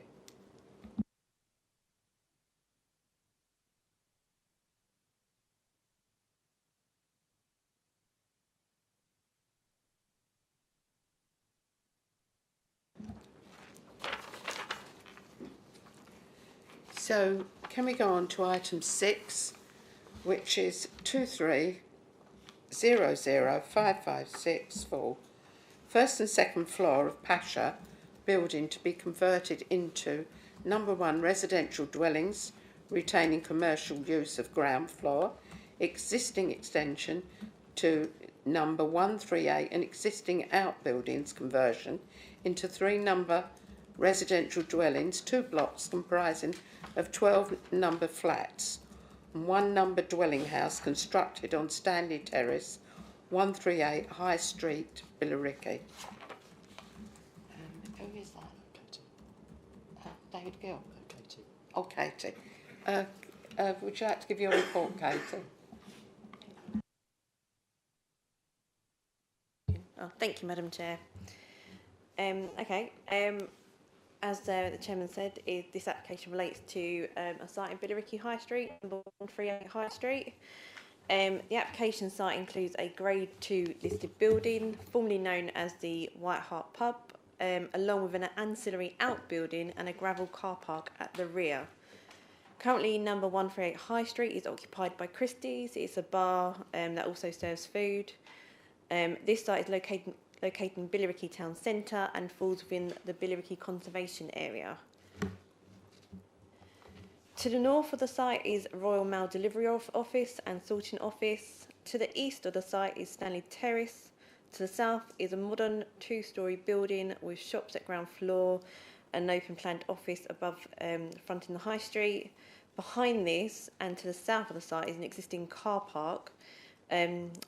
Is a former petrol filling station now converted into an MOT garage and a kitchen showroom which sits on the corner with Sun Street. To the west, so fronting number 138, is a 3-storey commercial building and a Grade 2 listed red brick Georgian building. So these are the photographs of the site if you're not familiar with the site itself. So on the left hand side you have the building number 138 High Street, so that fronts the High Street, as I said. Is occupied by Christie's, which is a bar and serves food as well. The photograph on the right is the ancillary outbuilding. This was originally a stables that served the original pub. Currently it's used for storage.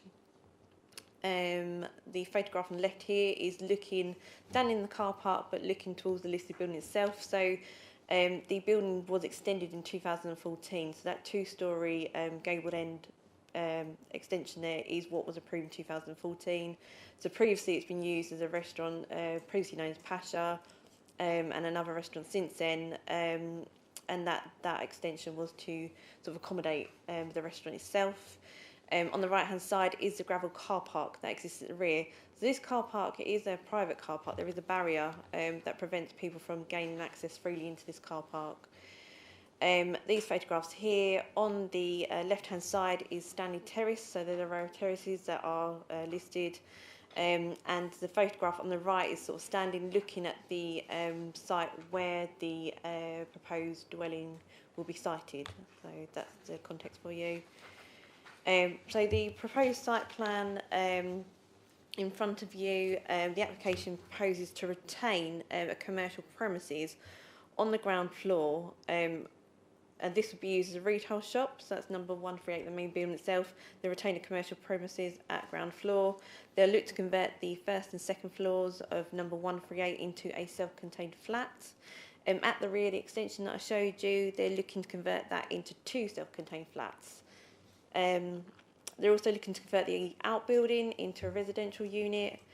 They're also looking, as you can see on the site plan, to construct 2 storey buildings, one along the northern boundary and the other along the western boundaries. They will both comprise flats, and there'll also be a 2-storey dwelling at the end of Stanley Terrace. So in total, 16 self-contained flats are being proposed and 1 residential house and the retention of a commercial unit. Before you is the existing and proposed elevations of number 138 High Street. The row at the top is the proposed elevations and the row at the bottom are the existing elevations. So the elevations show sort of external modifications to include sort of a window in the front elevation to match the existing windows, and that's at the top floor. So currently at the moment there's kind of a fake window and that's being replaced with a window, if you can see that clearly. At the rear, the 2-storey existing addition, which I said was granted in 2014, it's proposed to extend the ground level glazing on the side elevation and adding 2 floor-to-ceiling windows on the first floor of the flank elevation. Also, they're looking to alter the cladding as well and the roof. I don't know if you can see it very well, but the roof has sort of parapets to the edge. So they're looking to amend those to align with what was approved in the application that was allowed in 2014. So they're rectifying those materials to comply with that application essentially. For you is the floor plan showing the internal layout of number 138. As I said before, commercials being retained at the ground floor. You've got the first floor and the second floor, so the rooms and the roof, that's going to be now residential. And that extension at rear will also be converted to 2 self-contained flats, so 1 at ground floor, 1 at first floor. There's also sort of bin stores in there as well to serve the development. Here before you is the outbuilding. Again, they show proposed and existing elevations. You'll see that there are some alterations to the front, the side and the rear elevation. The building itself was extended single storey, so you can see that flat roof single storey extension. That's not original. So they are looking to remove that and kind of restore it back to its original form, basically, and alter those elevations as well. This is the internal layout, so it'll just show a 1-bedroom residential unit. So this one before you is the 2-storey building that they're constructing along the northern boundary. As I said before, it comprises flats at first and second floor, just sort of a traditional red brick with a slate tiled roof. These are the floor plans, if you can see them. So it is over 3 levels, but the rooms within the roof will be served by roof lights, not dormer windows. So yes, there's ground first and second storey basically. These are CGIs that have been given to us. As you can see, the materials that are being used, sort of the finishing of the site, should permission be granted. And that is if you're standing within the site, sort of near sort of the Sun Street end, looking towards the building along the northern boundary, and at the end there, the end of that vista is the building that will be sited along the western boundary. This is the dwelling that's proposed at the end of Stanley Terrace. As you can see, it's a 2-storey dwelling house, 3 bedrooms. And this is the street scene of Stanley Terrace. So, okay, it is detached, but, you know, it does replicate the dwellings along Stanley Terrace. I must point out that this dwelling itself, there was a standalone application just for the dwelling, which was actually granted planning permission a couple of months back. So that dwelling itself has got permission, but also forms part of this application as well. Before you are proposed elevations of a building that's being constructed along the western boundary, and these will comprise flats as well. As you see, the materials will follow for the other building that's also proposed. These are the internal layout of the building, so it will comprise 4 flats, so ground floor, first floor. And this is another CGI, sort of standing at the back of the car park, looking towards the rear of the listed building, with the 2-storey building to the west and 2-storey building to the to north, and then 2-storey building to the west. And again, this street scene that shows what the development will look like from the high street. So there won't be much change, as the buildings are situated to the back of these buildings. The key issues before you, if I'll go through them briefly.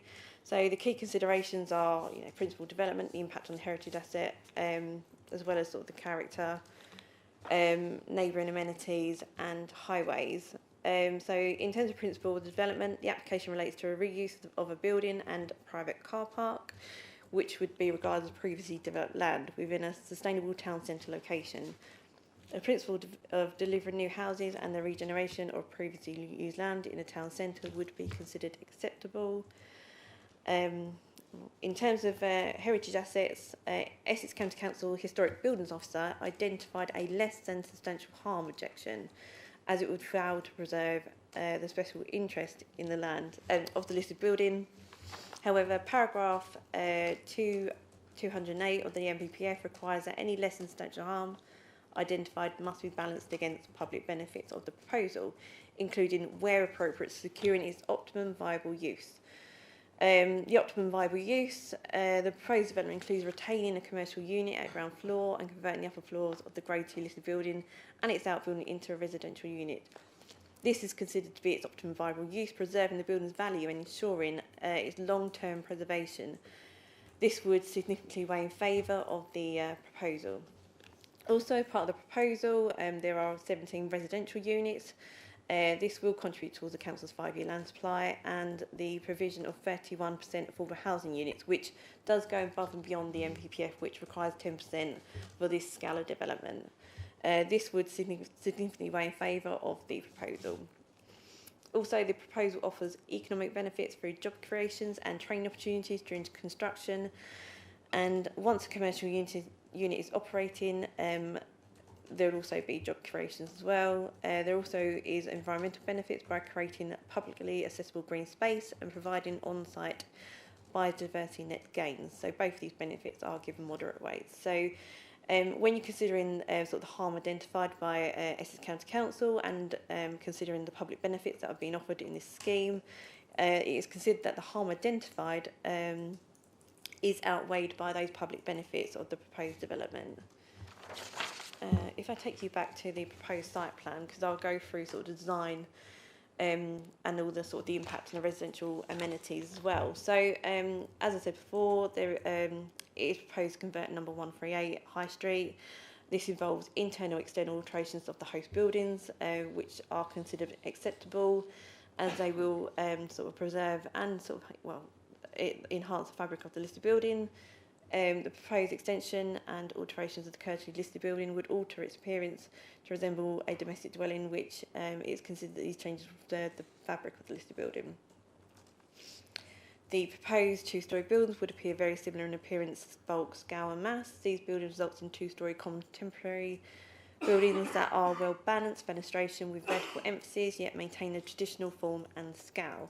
These buildings will not dominate the street scene, as they are set back in the site behind the existing buildings, and will not exceed the height of 138 High Street.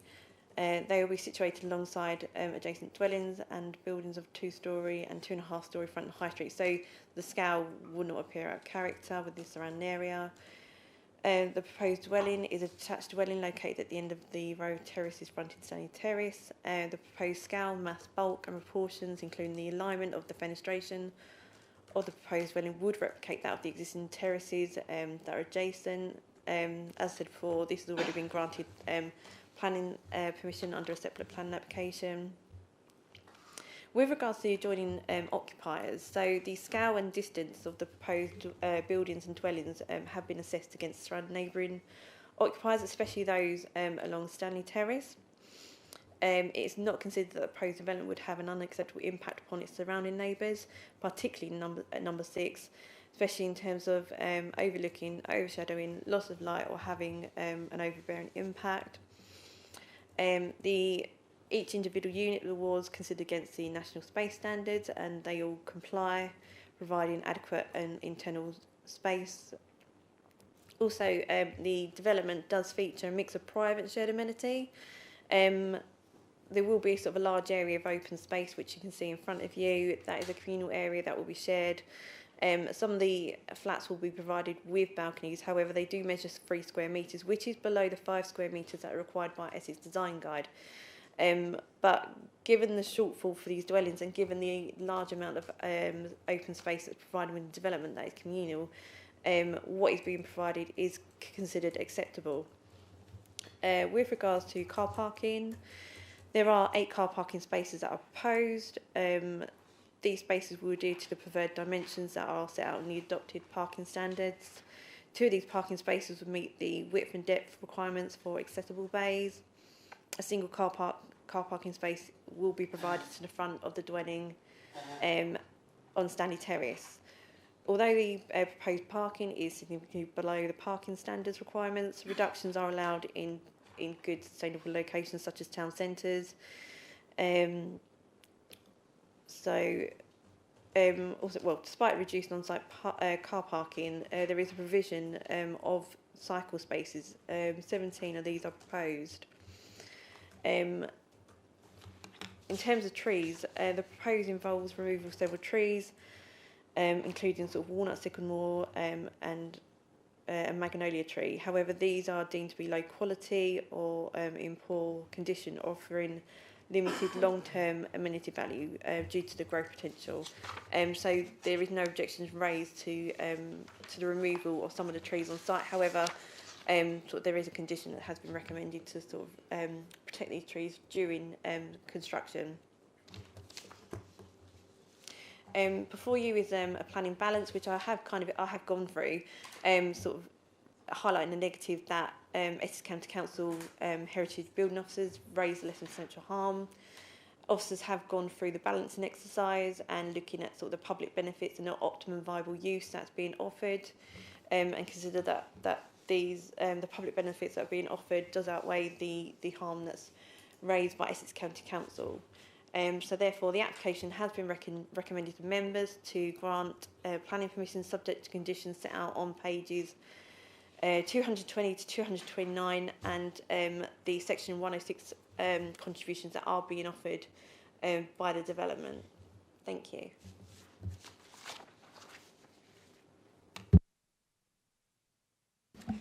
Thank you, Katie. Clarifications, Councillor Blake. I very rarely disagree with you. As you know, I've always put you in high esteem, but you just mentioned something which I don't think is correct. You said there is no objection to the removal of trees. I'm reading it, as I say, objection comments, removal of mature trees having negative impact on the natural area. So there is in here people referring to the fact that there is objections to the trees being removed. So I just want to clarify that point, that there are objections from residents. I'm aware there's objections raised by residents, but when I say there's no objections, we have consulted with our tree officer here at the council who have raised no objections to removal because of the health of the trees, the low amenity value. So that's what I meant by that. Okay. Any more? Clarifications? No? No? Alex? No? No, okay. Well, we go on to calling the people that we've got remotely, which is Greg McManus, please.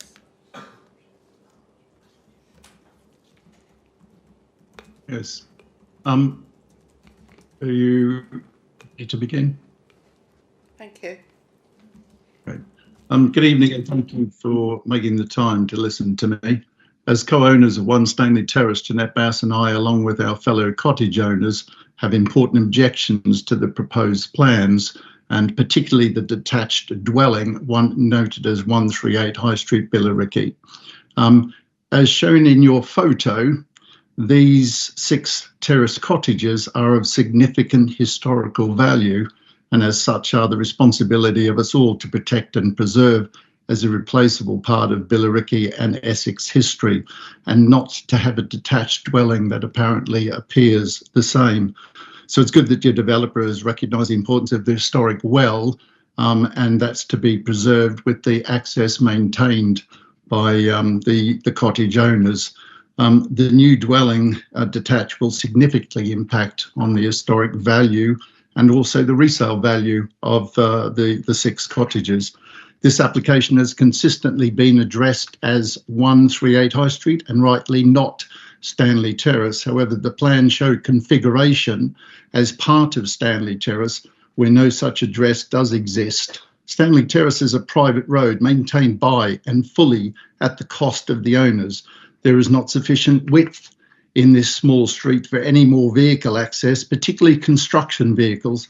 There'll be an unacceptable level of danger to residents during and after constructions, and this plans should show the dwelling closed off from Stanley Terrace with access from the High Street, as is stated on the plans application. No access will be granted to or available for construction to Stanley Terrace for any future use by any owner. Also, given the age of the terrace, the utilities, the sewerage and drains in particular, can't take any more additional dwellings. So any of these networks will need to be linked to the existing network at 138 the High Street. This is not shown nor probable given the plans.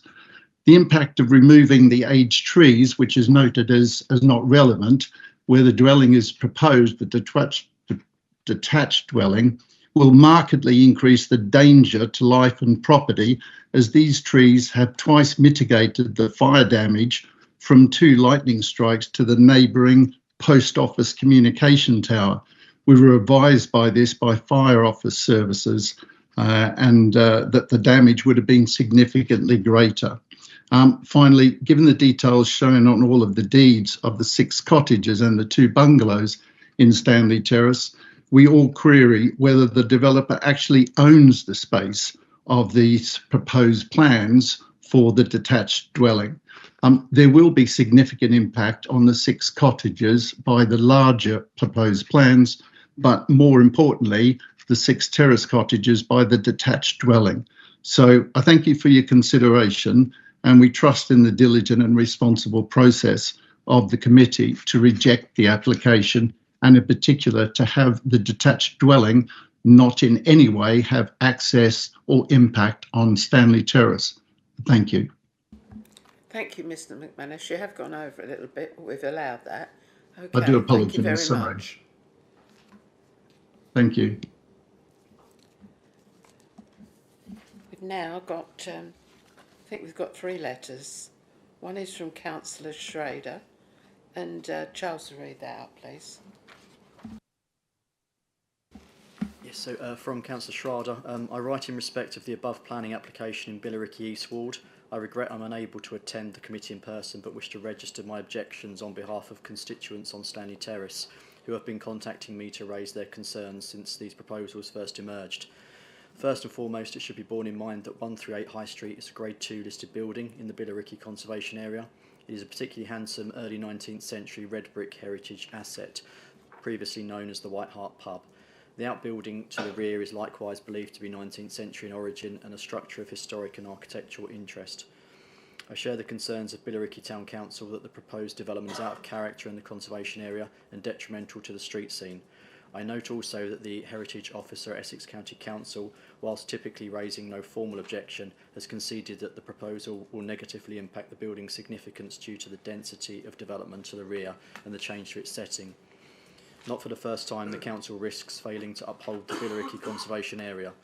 The rear development is clearly over-dense, incongruous and detrimental to the aims and objectives of the conservation area status and sections 16.2, 66.1 and 72.1 of the Planning, Listed Buildings and Conservation Areas Act 1990, as well as Part 16 of the NPPF. The Town Council also right to raise questions around the impact of this development on existing residents of Stanley Terrace, who are appreciably concerned about overlooking, and the impact of this overdevelopment upon the enjoyment of their homes, including the loss of mature amenity trees. The report further concedes that some units fail to meet the Essex Design Guide standards on amenity space, and the scheme is below standard on parking provision. As usual, we are treated to all the customary sustainable town centre location guff to justify this. I urge colleagues to dismiss this sophistry and demand better. Finally, while I appreciate it will be considered a civil matter, Stanley Terrace is a private road maintained by the residents to which the developer has no right of access. I wish to place on record my dissatisfaction that because this is not considered to be a planning consideration, we find ourselves in the position of potentially approving developments that leave residents in the invidious position of having to turn to the law courts to defend their rights. This is not dissimilar to nearby Rose Lane, where the committee recently determined to grant permission to a development accessed exclusively via a private road. I trust colleagues on the Planning Committee will bear the above matters in consideration when determining the application, which I urge you to refuse. Thank you, Charles. There's another letter to be read out. Maureen Webb. Yes, from another resident in Stanley Terrace. We, the residents of Stanley Terrace, have objections to access to the planning site. We need to be assured access is through 138 High Street and not Stanley Terrace. The terrace is maintained by the residents. It is a private road. We adhere to 1 car per household. On our deeds, there are covenants of land rights granted on the road. Do not forget our civil rights. Number 7 and 8 own part of the road, which is used for residents' parking and turnaround. Today, the 9th of September 2024, we have 4 OAPs, 1 disabled resident and 3 babies, plus residents of 10 houses. We need constant open access for the nurses, carers, families and emergency services. We also need to know where all the utilities are going to come from, as the cottages are already overloaded. Thank you, Charles. We have another one, George Rose, which is the applicant. Thank you. The applicant writes, we are pleased to present the proposed scheme for the site at 138 High Street, Billericay, Essex, which we believe makes a valuable contribution to the surrounding environment and conservation area. The proposed site will provide the Section 106 and provision of affordable housing. Throughout the process of the planning application, we have actively engaged with the planning officer and local authorities' heritage consultant to ensure that development aligns with both local planning policies and the sensitivities of the local heritage asset. Our team as architects has worked proactively to address all comments and concerns raised during the review process, amending the design at various stages to arrive at a positive scheme. We have collaborated closely with key stakeholders to find practical and thoughtful solutions, ensuring that the final proposal reflects a balance between the needs of the community, affordable housing provision and the preservation of the site's historical character. We are confident that the proposed scheme meets the necessary criteria and look forward to moving ahead with the next steps. Thank you. Thank you, Charles. Now I'll go into the vote, please. Comments? Thank you, Chair. I just want to respond, obviously listening to Mr McManus and hearing the letters from Councillor Schrader, other residents, Maureen Webb. Councillor Schrader's letter in particular, urging us to dismiss this, is quite laughable, because there's 2 things that will always rule in the favour of development at this council. One, the fact that the Conservative administration, when they're in power, withdrew the local plan, which means that none of our policies stand up to scrutiny. None of them bear any weight when it comes to all the issues laid out. You know, Greenbelt and heritage and all that stuff that we can put forward will never really bear any weight until we have a formal local plan, which thankfully is now in development. And 2, the council's inability to demonstrate a 5-year housing supply. I appreciate that it now stands at 2.34 years out of the 5, which is still a 47% target. So these reasons to dismiss it will never ever win whilst the council's in this position, with no credible local plan and a lack of 5-year housing supply. So, you know, councillors for Billericay can take on board residents' views, but they can't do anything about it at this position. And I would also say there's one thing that is very attractive about this application, not just the building is obviously a very nice building, I can imagine nice to live in, but there's a 31% of affordable housing out of 16 dwellings, when the former local plan, which obviously bears no weight, did actually say that of dwellings of applications for 25 dwellings or more, a 15 to 30% affordable housing mix is required. So this actually goes above and beyond what Basildon Council initially put forward in its initial local plan. So, you know, that's something that's incredibly attractive. And like I say, just comparing it to the Wickford High Street development, it'll be a lot nicer place to live. There's affordable housing in the mix. The Section 106 agreement, means infrastructure will be looked at. So just from my point of view, there's no need to dismiss this. Unfortunately for residents, all the reasons that they put forward for rejection are putative and would never stand up in an appeal. So thank you. Thank you, Councillor Callaghan. Councillor Mike Baker. Thank you, Chair. Yeah, I'd like to echo those comments about Councillor Schrader's submission, Chair. This puts me in mind of the submission or the comment that he made regarding the Lloyds Bank development at a previous planning meeting.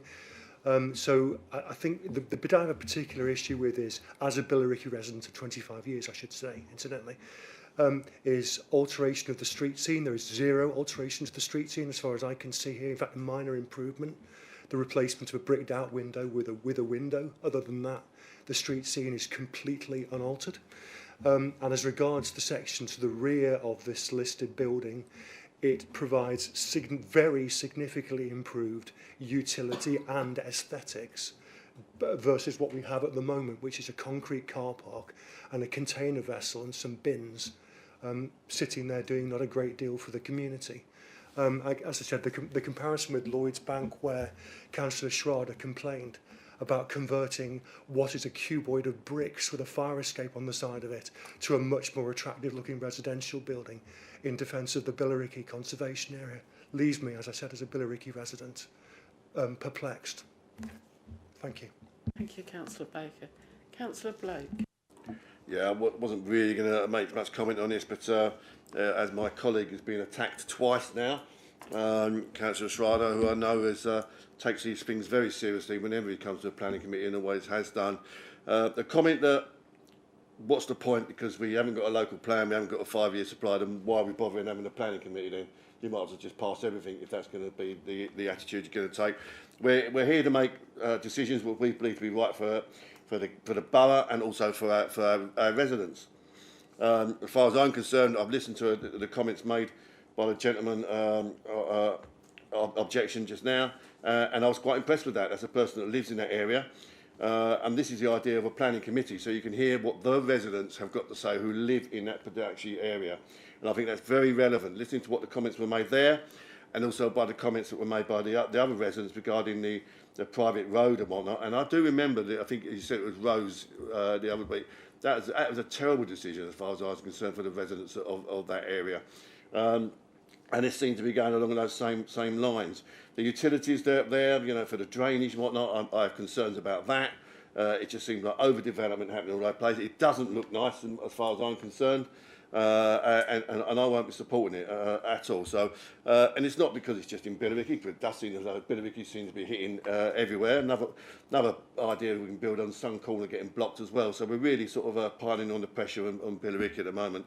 But generally, I just think it's the wrong design for that area. It's certainly overdevelopment as far as I'm concerned. I won't be supporting it.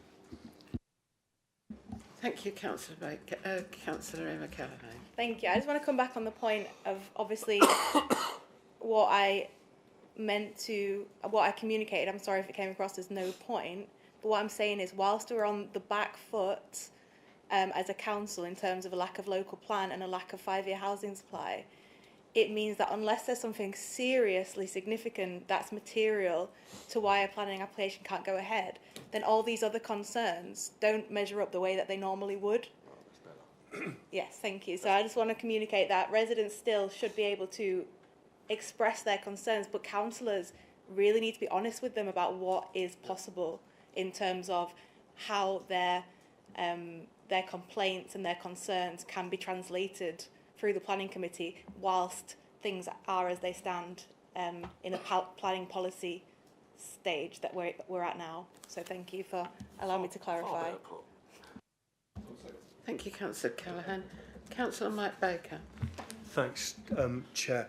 Yeah, in connection with the comments that the resident made about Stanley Terrace, I am right in saying, aren't I, that the detached dwelling already has planning permission? And that's the one that's in Stanley Terrace? Yes, that's correct. Okay. Any more comments? No?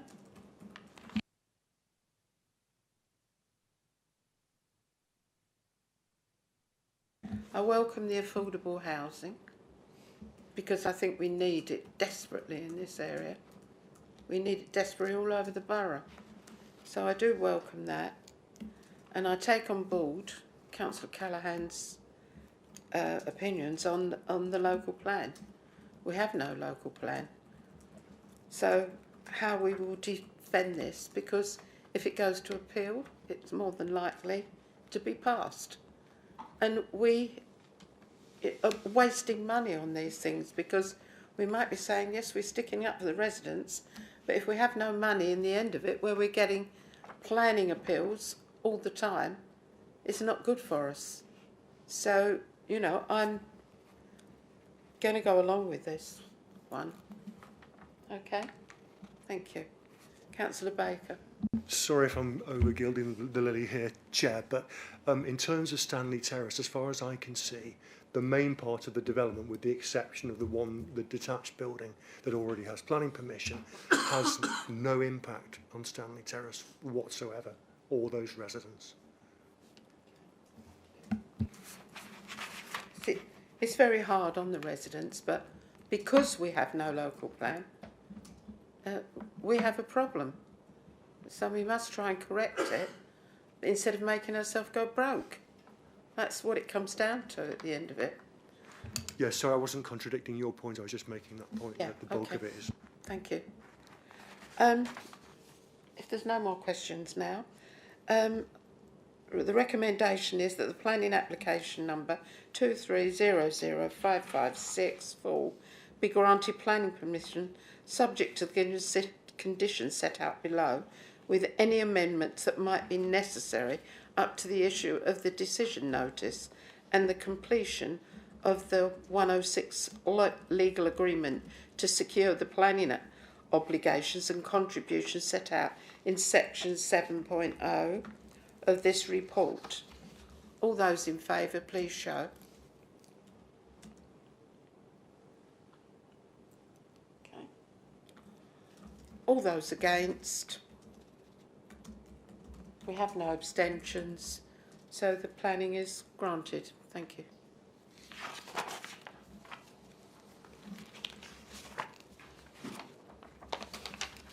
We now will go on to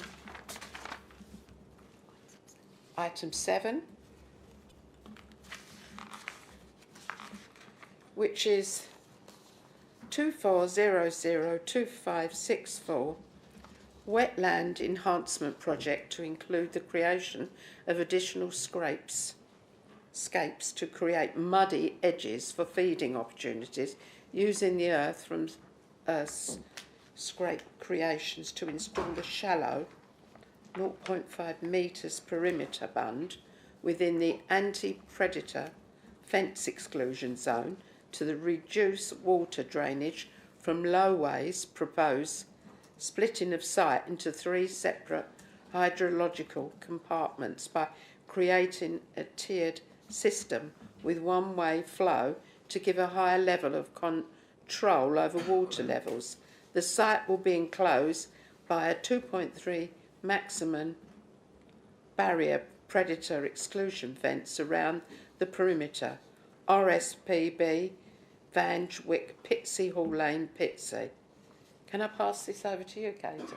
Thank you. Sure, thank you, Chair. As Chairman has read out the description, and it does relate to the RSPB, Vange Wick, Pitsea Hall Lane and Pitsea. Here before you is a site location plan. So the application site relates to Vange Wick Nature Reserve and form parts of a wider network of nature reserve sites managed by the RSPB, known as South Essex Marshes. The site, outlined in red, is 40 hectares. The South Essex Marshes is within a site of special scientific interest, so SSSI, which is the Vange and Fobbin Marshes, and a site of importance for nature conservation, so a SINC. Here is an aerial photograph. I've outlined the site for you so you can see it in context with the surrounding area. The site is situated south of Wat Tyler Park and Wat Tyler Marina and Pitsea Wharf, and north of Fobbing Marshes, so say Tyler Park is to the north of the site. Before you, I just want to show you the area, the triple SIs around the area, because obviously that is an important consideration for that application. So in this instance, the site outlined in red there is adjacent to South Essex Marshes, which is a triple SI, which is Vange and Fobbing. I don't know if you can see that on the map in front of you. And also, as I said before, it's a sink. You've got multiple different triple SIs there. You've got Holehaven Creek, Canby Wick, and up the top there, Pitsea Marshes. So quite an important area when it comes to nature conservation. Site plan for you shows the proposal. So the application proposes to construct a 0-point high perimeter earth bund. Also, there are shallow linear channels that are excavated for foot drains, improvements of existing water retaining lowways, so they're scrapes, and the installation of a 2.6 metre high predator fence. So this predator fence is to prevent foxes and badgers from entering the site. So the purpose of this project is to seek enhancements to the nature, to natural environment at the RSPB Vange Wick by improving nesting and feeding habitats for locally significant ground nesting waders such as lapwings, redshanks, nationally important numbers of wintering blacktail godwits and curlews, and important sort of wintering wildfowl. Key issues here. Actually, if I go through this, this is the anti-predator fence. So, although it's 2.8 metres high, there will be a part of the fence below the dotted line there that is below ground, so you won't necessarily see that. And then at the top of that fence, there is an anti-climb floppy top net. So we might see it better here. So you've got a section here on the left-hand side, which shows the post, the anti-climb floppy top wire. The dashed line is the ground level, and you can see there is part of that fence that actually sits underground to prevent foxes from digging to gain access into the site, and obviously to prevent badgers from climbing as well. Next to that on the right hand side is the earth bund, so they're 0.5 metres in height, so quite low. The key issues here, whether development was inappropriate development in the green belt, because the site is green belt, also it is a flood risk as well. So the impact on the openness, landscape character, any residential amenity, and sort of parking, highways issues. In terms of principal development, the site is located in a rural coastal location, but the proposal relates to works which are anticipate to increase the nature conservation value of the site and surrounding marshes. Based on this and subject to the assessment of the proposal against all relevant materials, it's not considered that the proposal is unacceptable in principle. As I mentioned, the site is also greenbelt. The works that are proposed are engineering operations, so they comply with paragraph 155 of the MPPF and are considered to be appropriate form of development in the greenbelt. Due to the nature of the works, the proposal would not conflict with the greenbelt's openness. In terms of landscape character, the proposal impact on the landscape is considered to be limited and relatively neutral. With regards to the residential amenity, the nearest neighbouring property is, I'll say Marsh Farm, which is northwest, so 13,000 metres northwest of the site itself. So quite a significant distance away. So in terms of the impact on neighbours, it's not significant. Access is gained from the site off the A13. You have to go through sort of Marsh Farm, so marsh buildings, farm buildings, sorry, and a residential dwelling. The traffic that is generated by this development would be construction traffic only. There is no sort of public car park near the site. The site isn't really publicly accessible unless you were to walk from Pitsea Hall Lane. There is a car park there which allows you to gain access to public rights of way that does run around the edge of the site along the seawall, because it's a coastal path. The site is also falls within a flood zone free, but the works proposed would not pose any threat in terms of flooding or result in any increased flooding elsewhere. With regards to the ecology and biodiversity benefits, it's considered that development is directly connected to the conservation management of the Triple SI and the sink, known as Vange and Fobbing Marshes. The proposed works are expected to enhance the ecology and biodiversity value of the site and surrounding for nature conservation. So therefore, the application has been recommended to members to grant planning permission subject to conditions set out on pages 248 to 249 of the committee report. Thank you.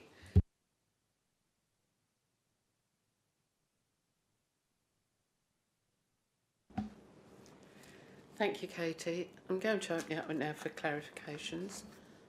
Anybody got any questions on this? Alex? Thank you, Chair. Yeah, just around the sort of scaling of the anti-predator fence. So it's 2.8 metres in total, 1 metre below the ground and 1.8 metre above.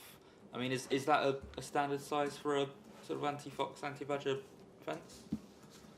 Yeah, so these fences are standard for RSPB, sort of nature conservation, to protect the area from predators. So this is a standard fence that you would see in this type of environment. Yes. Okay, thanks. And then just a quick piece of clarity, because I got a little bit confused when I was reading the report. On point 6.7.7, it says the predator exclusion fence installation will not obstruct badger movement around the site perimeter or into the border landscape to the north and south. I assume that means that they'll be free to roam outside of the exclusion, because on initial reading I read that as it won't obstruct the badger movement, but that's the whole point of the fence, is to obstruct the badger movement. But yeah, so they would be able to get into the site, and it would just be around the outside. Yeah, that's correct. So it's to prevent the badgers from getting into site to attack any wading birds, but they are free to move on the land outside of the site. That's correct, yeah. Okay. Thank you, Alex. Questions? No? Okay. There's no speakers on this, so we can go straight into the vote. But I'd like to say it's nice to see the RSPB supporting this. You know, the wildlife is so important, especially the young children. They see most of it on their computers now, and it's nice to get looking at it personally on the marshland. So, you know, I welcome this. It's fabulous. Unfortunately, badgers do dig. So if they want to get in, they will get in, but there you go. So if we go into the vote, all those in favour, please show.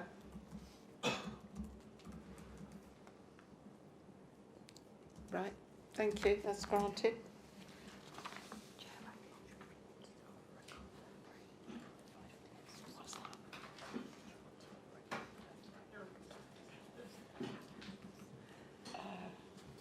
If she wants, yeah, because I've only got one more to do and I can go. You can have the council, you have one then. Yeah, okay, is that fine? Okay.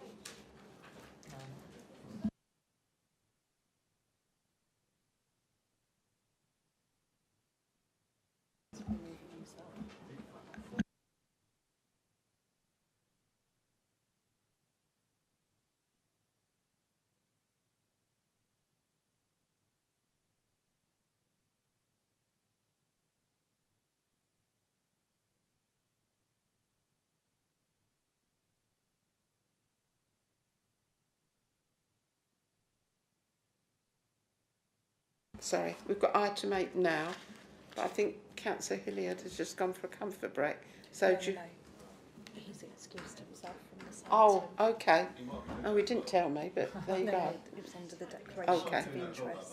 Okay. He made the declaration. Right, okay, okay. So we go into item 8, which is the outline application for redevelopment of site for 4 dwellings at former Basildon Avery and Wildlife Park, London Road, Vange. So, is that Dave? It's Dave. Dave, I think there's you. Thank you, Chairman. Yeah, the application is, say, it's only for 4 dwellings, but it's before you as it's an application by Sempra, the council's housing provider, and under the constitution has to be determined by yourselves. So the application site, if it's going to work, yeah, is the former Basildon Zoo site. Probably, if you're local, you know it well. About 400 metres, sorry, from the Five Bells Junction in the Vange area. The site itself had until recently contained several enclosures and various other associated buildings with the zoo itself. Excuse me, but they have been removed on various health and safety reasons, so there's a much smaller amount of building on the site now. The site itself is surrounded generally by more open land. You've got paddocks to the north, the open land to the south, where the All Saints listed building is church is situated, whilst to the east you've got the Vange Primary School, and there's 3 residential properties directly to the west of the site. Just the aerial photograph just shows you as it is now. So a lot of the site has been cleared of buildings. A number of trees on the site, as you can see next to the white star there, are covered by tree preservation, and in most cases will be retained as part of this proposal. On the eastern part of the site, there are, say, still a few number of buildings and an area being used for a kind of garden centre, plants and associated equipment, together with a reasonable size open car parking area.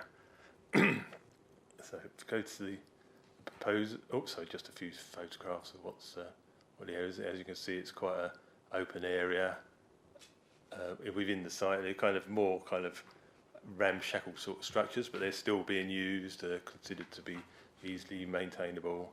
And to the rear of the site, where there used to be the various zoo elements, have been cleared, and the trees, as you can see, fenced in, are the ones that are being retained. So that shows the existing buildings in the grey area. If you can just work out this, where there used to be some substantial buildings within the site, but they have been removed. There used to be a little zookeeper's bungalow as well, but that was fire damaged recently and had to be removed. So what they're proposing is, say, an application is an outline itself with all matter reserved except for the access point. So they've submitted an indicative layout plan as shown on here. The proposal is for 4 bungalows, new access road set on the western part of the site, all the existing buildings cleared, and the eastern part of the site will be opened up and used as a paddock. So you've got views through the site to the rising land to the rear of the site as a whole. So this just shows the proposed access point. It's on the brow of the hill, and it will have adequate highway visibility displays to ensure there's no safety issues, and a ghost island will be provided within the London Road itself.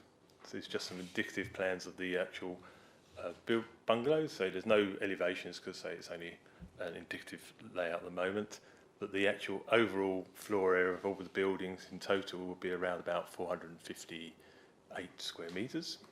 That would be very similar to what the level of buildings are on the site itself. The site has been subject of previous approval.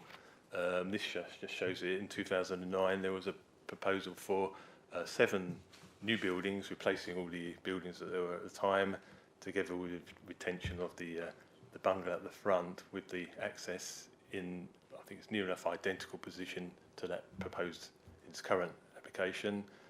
However, that development wasn't commenced and therefore is no longer valid, but it's just to inform you how the previous inspectors in allowing that felt that the development on the western side was an acceptable approach.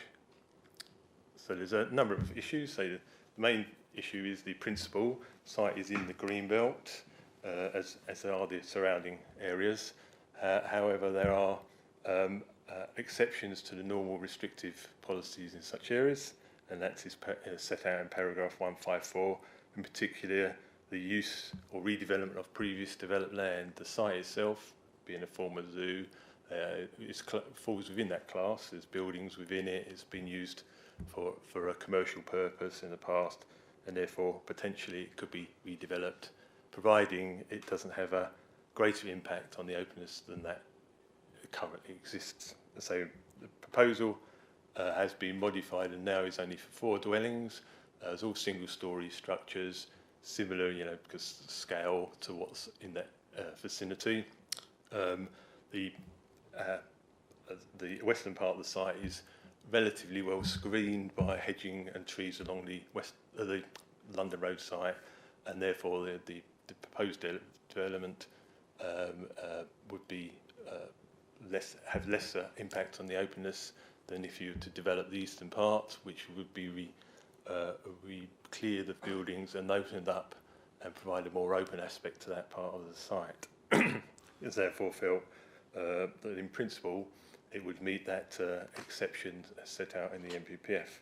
In terms of the design, it's quite a modest scale scheme, provides a kind of Arcadian style, as I would call it, capable of having additional trees and hedge planting to soften the impact of any building. In terms of impact on neighbours, as I showed in the earlier photograph, the closest properties to the west of the site be about 20 metres from the dwellings shown on the site, although that could change slightly with the if there was reserve matters, but that shows that it's capable of being accommodated within the footprint of the site without impacting on the neighbours, and all surrounding the remaining 3 sites is non-residential uses, and therefore they wouldn't be impacted. In terms of highway implication, as I mentioned about the access, that uses a previously accepted access point.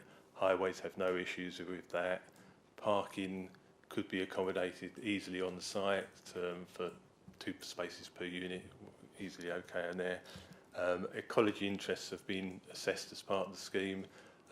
The applicant has had to provide additional updates in terms of badgers, newts, and there's not found to be any ecological issues that couldn't be overcome by way of condition. All other aspects in terms of contaminated land, air quality and that alike have been considered, and suitable conditions have been set out to overcome those aspects. So overall it's felt that the proposal would make good use of this previous developed site in an acceptable manner, having little impact on the openness of the Greenbelt, and as recommended to the committee, subject to the various conditions set out at the end of the report. Thank you, Chairman.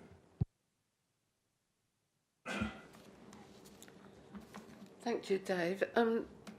Can I open it up to technical questions now? Anybody got any? This? No? No? Alex? No. I have one. I think this is a Sempra site, isn't it? Yes. So these will be affordable houses?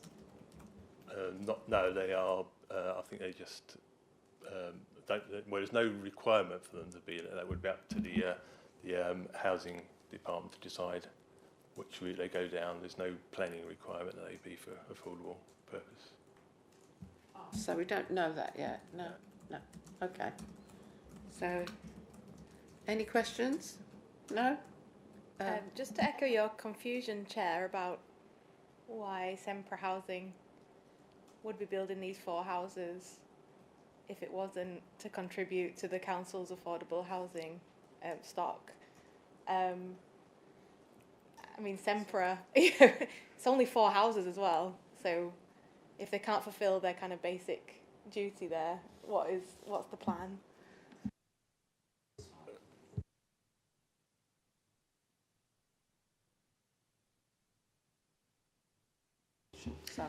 Apologies. It's a good question. However, it's not material consideration to the consideration of this planning application, so it falls outside of the remits that you have for considering this planning application, I'm afraid.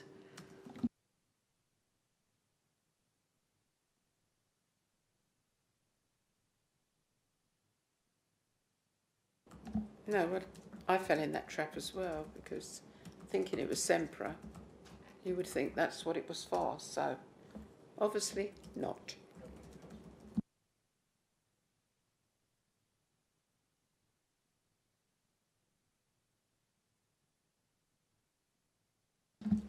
So going to the recommendation, which is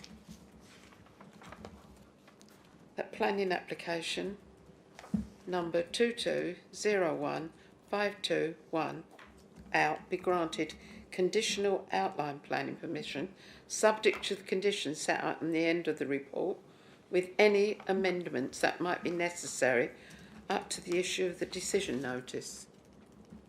And all those in favour, and it's in my area, Councillor Blake. Show.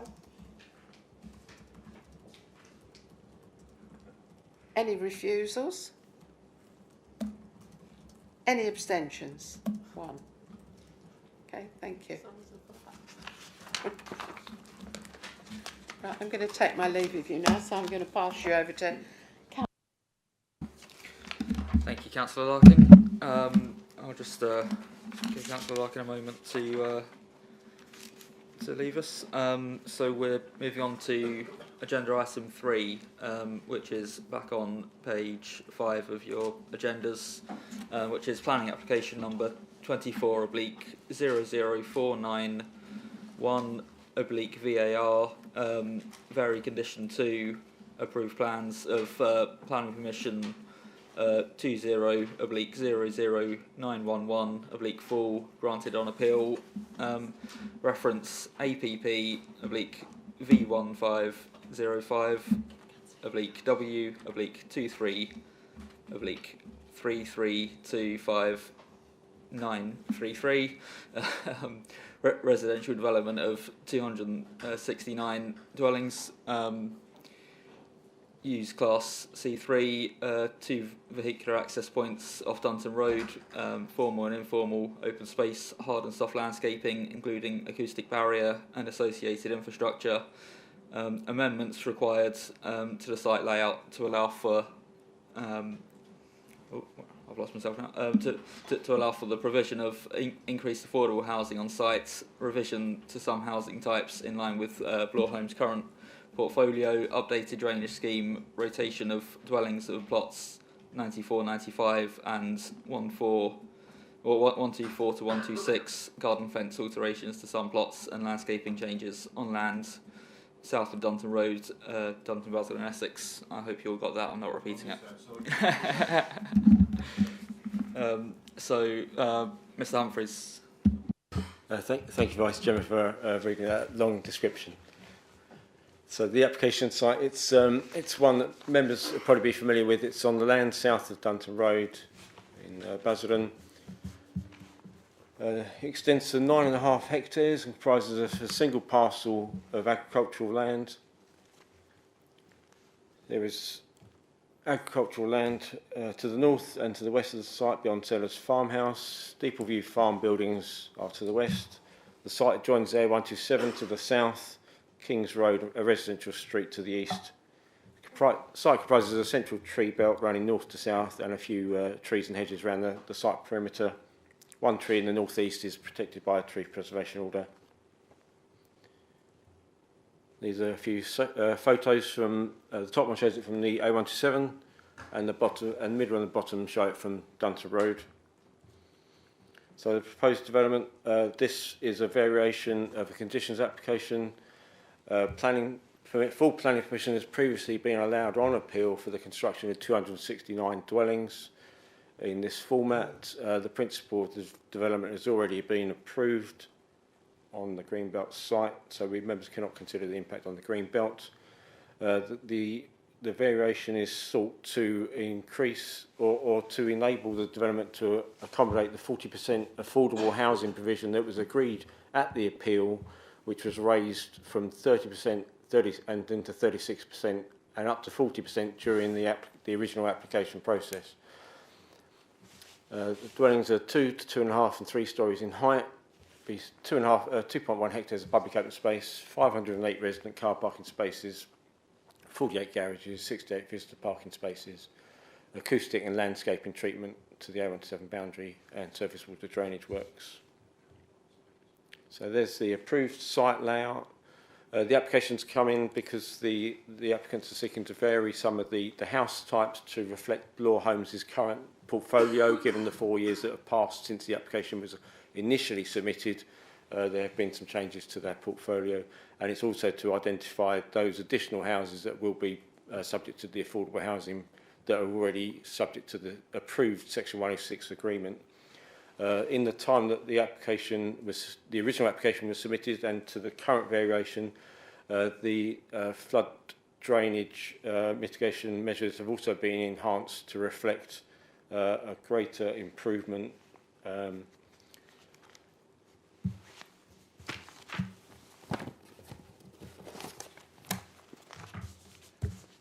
I think when they did their initial drainage assessment, it was based on 1999 drainage figures, and then that has subsequently been updated to reflect, I think, 2022 figures, which allows for greater resilience.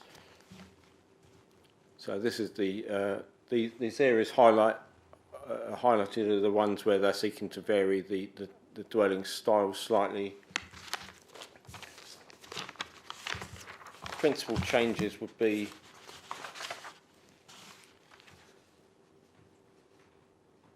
some of the, bear with me.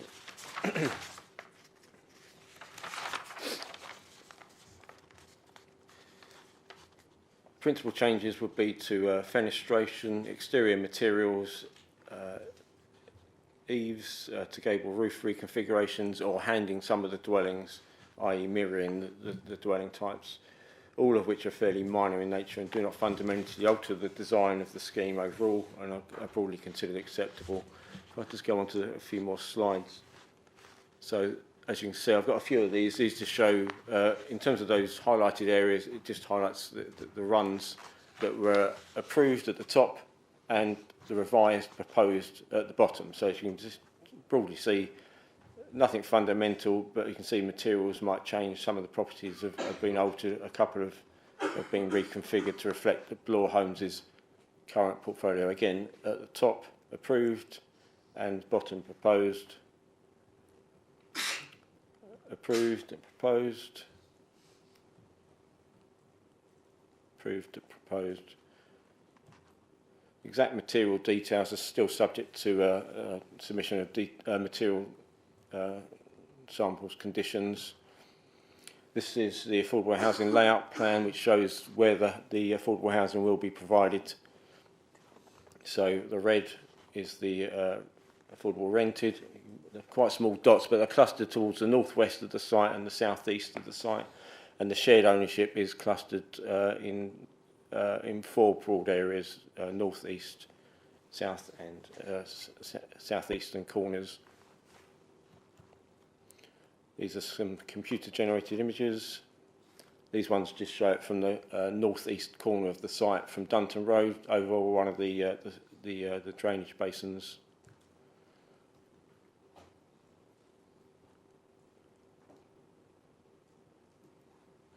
And this is the area along the A127 side. An acoustic fence is still proposed and would be provided as part of this development. Key issues are, as I mentioned, the impact of the changes upon the character and appearance of the area, securing the affordable housing provision, surface water drainage, noise impact, and landscaping. I would bring your attention to an update sheet that's been provided, just to allude to the fact that an updated noise impact assessment was submitted with the application to accord with the current revisions, and condition 22 is proposed to be amended to reflect the currently submitted noise impact assessment. As I mentioned, it still refers to the acoustic fence provision.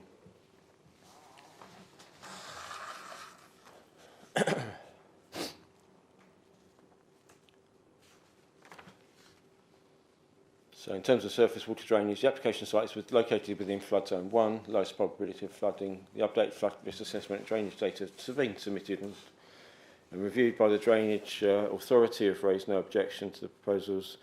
In terms of noise mitigation, some of the dwellings have been, I believe they were turned through 90 degrees, and there have been some changes to boundaries in order to ensure that the noise mitigation measures agreed at the appeal can be met in terms of, I think it was a maximum of like 55 decibels for outside living areas, and they are now achieved in terms of those couple of plots, subject to them being turned through 90 degrees, and I think they were identified in the application.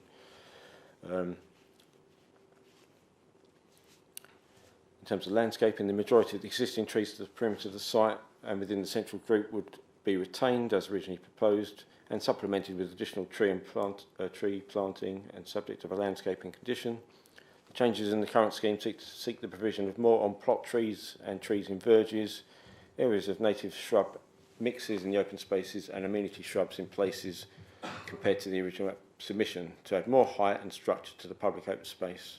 Screen exposed plot walls with extra planting and planting of new native hedges to enclose driveways facing the public open space. This has been reviewed by the Council's arboricultural officer, who has raised no objection to the choice of species or their placements. The amendments do not give rise to any additional or any changes to the highway or neighbouring amenity considerations. If I come on to the planning balance,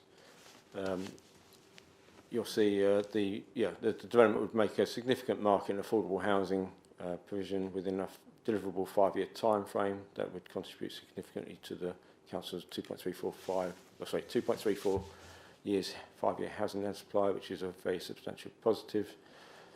There would be enhanced flood mitigation from the proposals and improved noise mitigation for those couple of additional plots that needed that to meet the required standard.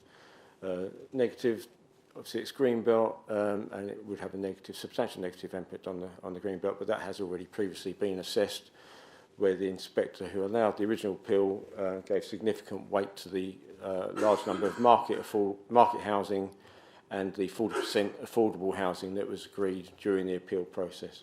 So the application is recommended for approval subject to the conditions listed on pages 16 to 24 of the agenda and the amended noise mitigation condition 22 as identified in the update sheet. Thank you, Vice Chairman. Thank you, Mr. Humphreys. Are there any questions? Councillor Blake. Yeah, I'm confused. You're saying there are 508 parking spaces with electric power points. So 508 power points. That's what your slide said. If you go back, just to clarify my point.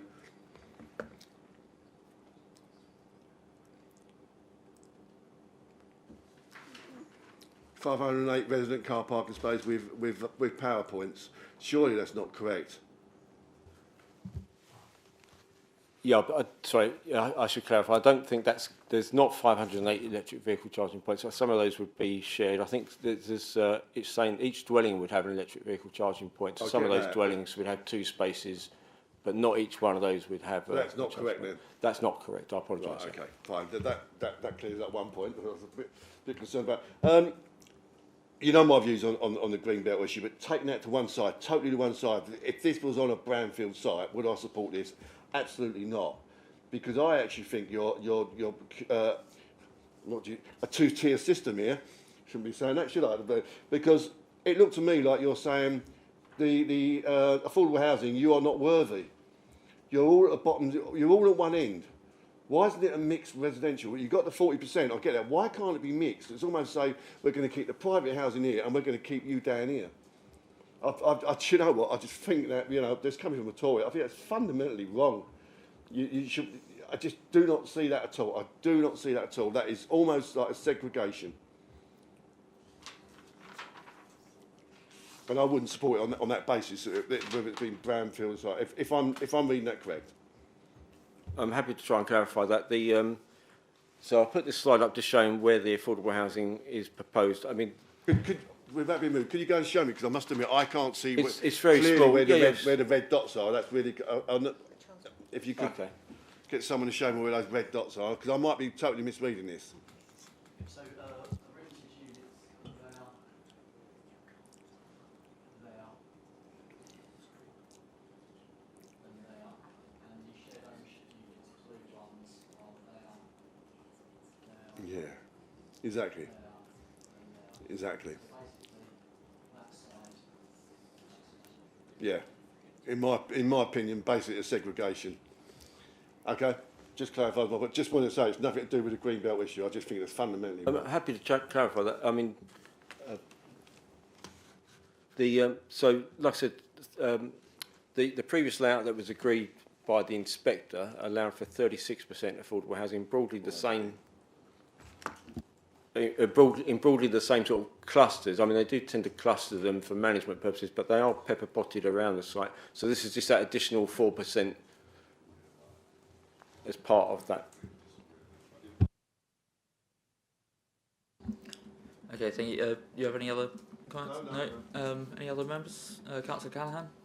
Yeah, this isn't a fully formed thought, but I did make notes on this issue that Councillor Blake raised about how 30 out of 30 of the one-bedroom flats are affordable housing, if I'm correct, Gordon.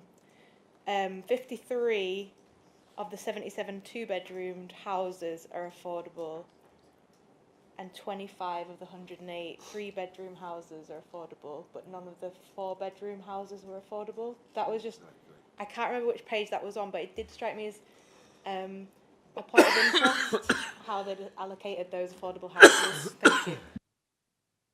I mean, it's a good question. I mean, that mix has previously been agreed by the inspector already, and would have been reviewed by our housing team in terms of the mix that we seek for affordable housing. Yeah, I just want to come in and say that wouldn't be grounds for me to reject the whole development, because we need houses, and this is a significant contribution to not only our affordable housing stock but our 5-year supply. But I did think it was a point of interest, so I just wanted to add that to the discussion. Thank you. Thank you. And it's important to remind members that we can't change what's already been passed by the inspector. We're just looking at the variations in front of us. Are there any other questions from members? No. In that case, I'll ask Ruby. Your point there, this is a change from what the inspector did. So what we can, if we feel that, I agree with what you're saying, if it was a planning application as such, but it's changed significantly for affordable housing, so we can pass or reject it on that basis. I would have thought. I'm looking at the officer, so it is significantly different, and that's where I'm coming from on that process. Not the fact that the plan's been passed, but pure on the fact that the affordable housing, coming from someone like myself, actually think it's fundamentally wrong. So that's why, yeah. Yeah, no, I don't disagree with you in the fact that it's on the application. I'm just pointing that out for members. So yeah, if we've got no other questions, I'll ask Ruby Lord, the applicant, to come forward, and thank you very much for waiting until the end of the meeting. I know that you were expecting this item to be first, so thank you for staying till the end. So if you'll have 3 minutes from once you've pressed the button. Thank you. Thank you. Good evening, Chair and members of the committee. Thank you for the opportunity to speak with you today. My name is Ruby Lord and I represent Bloor Homes Easton. So first, I would like to express our gratitude to the planning officers for their thorough, professional and well-considered report, which recommends approval of the Section 73 application. The principle of development at the site was firmly established through the approved planning appeal at the end of last year. Today, we present the Section 73 application to request minor amendments to the approved plans, primarily to align with the Section 106 legal agreement and updated statutory guidance. As part of the scheme's approval in December 23, the affordable housing provision secured within the Section 106 agreement increased from 30% to 40%. This enhancement includes 75 affordable rented dwellings and 33 shared ownership units. The plans before you today have been updated to reflect this increase, incorporating house types preferred by the housing officer, whilst ensuring adherence to the council's required cluster sizes. In addition to these updates, we have made necessary adjustments to address changes in regulations and guidance since the original application was considered in 2020. These include updating our house types to comply with the latest building regulations, revising the drainage strategy in line with the latest LLFA guidance, further enhancing the landscaping scheme, reconfiguring some dwellings to ensure compliance with maximum noise levels in back gardens. In conclusion, the proposals before you today have been carefully developed to ensure full compliance with the Section 106 legal agreement and the latest guidance and regulations. These changes are, in essence, non-material. On this basis, I respectfully request that members support their officer's recommendation and approve this application. Thank you very much for your time and consideration. Thank you, Ms. Lord. Does any members have any comments on the application? Yes, Councillor Callaghan. Thank you. Yeah, this is one that I read thoroughly, including the appeal documents at the end as well, and I can see that the developer has made improvements. I understand residents' concerns about the road, Lower Dunton Road, is that right? Yeah, Dunton Road, sorry, being that kind of country road which could get congested, but this development also puts forward improved public transport infrastructure, which will address some resident concerns made previously about the area not having adequate public travel infrastructure in place. Obviously, the increase of affordable housing, very welcome. Can see that the plot of land is Greenbelt, and we've discussed the functionality of Greenbelt, and I understand that this is a self-contained part of the Greenbelt, and this is a good use for it. Again, it's the kind of policy position that we're in as well. The appeal that the inspector in the appeal basically cited our lack of 5-year housing supply, painted a very bleak picture of housing supply in Basildon, which meant that this was always going to win at appeal, and the absence of material local plan policies at the time. So just another example of how the council is in a position where we are almost at the mercy of all developments at the minute. This is a particularly good one, and I can see lots of benefits, but yeah, just another point to make that this was always going to win at appeal, and I'm sorry for the money that the council probably wasted and the years that have gone by with no housing being built. So just want to put my comments on record on that. Thank you. Councillor Blake, I saw your hand shoot up there. Oh dear. We've been getting on so well tonight. But no, I think it's absolutely right that we refused it initially on the Greenbelt issue, and I make no apologies for that. There was grounds for refusing it. We were told by council there was ground to refuse it on the Greenbelt issues, and that's what we've done. We stood by our residents on something that we thought we could win, having had information from council, and I make no apologies for that. Are there any other comments from any members? No. In that case, we will go to the vote. So the recommendation is that planning application number 24/00491/VAR be granted planning permission subject to the conditions on pages 16 to 24. So all those in favour?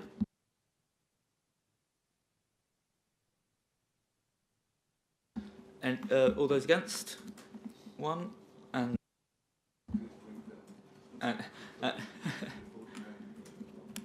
no abstentions. So that concludes the planning meeting for this evening. Thank you very much, everybody, and have a safe trip home.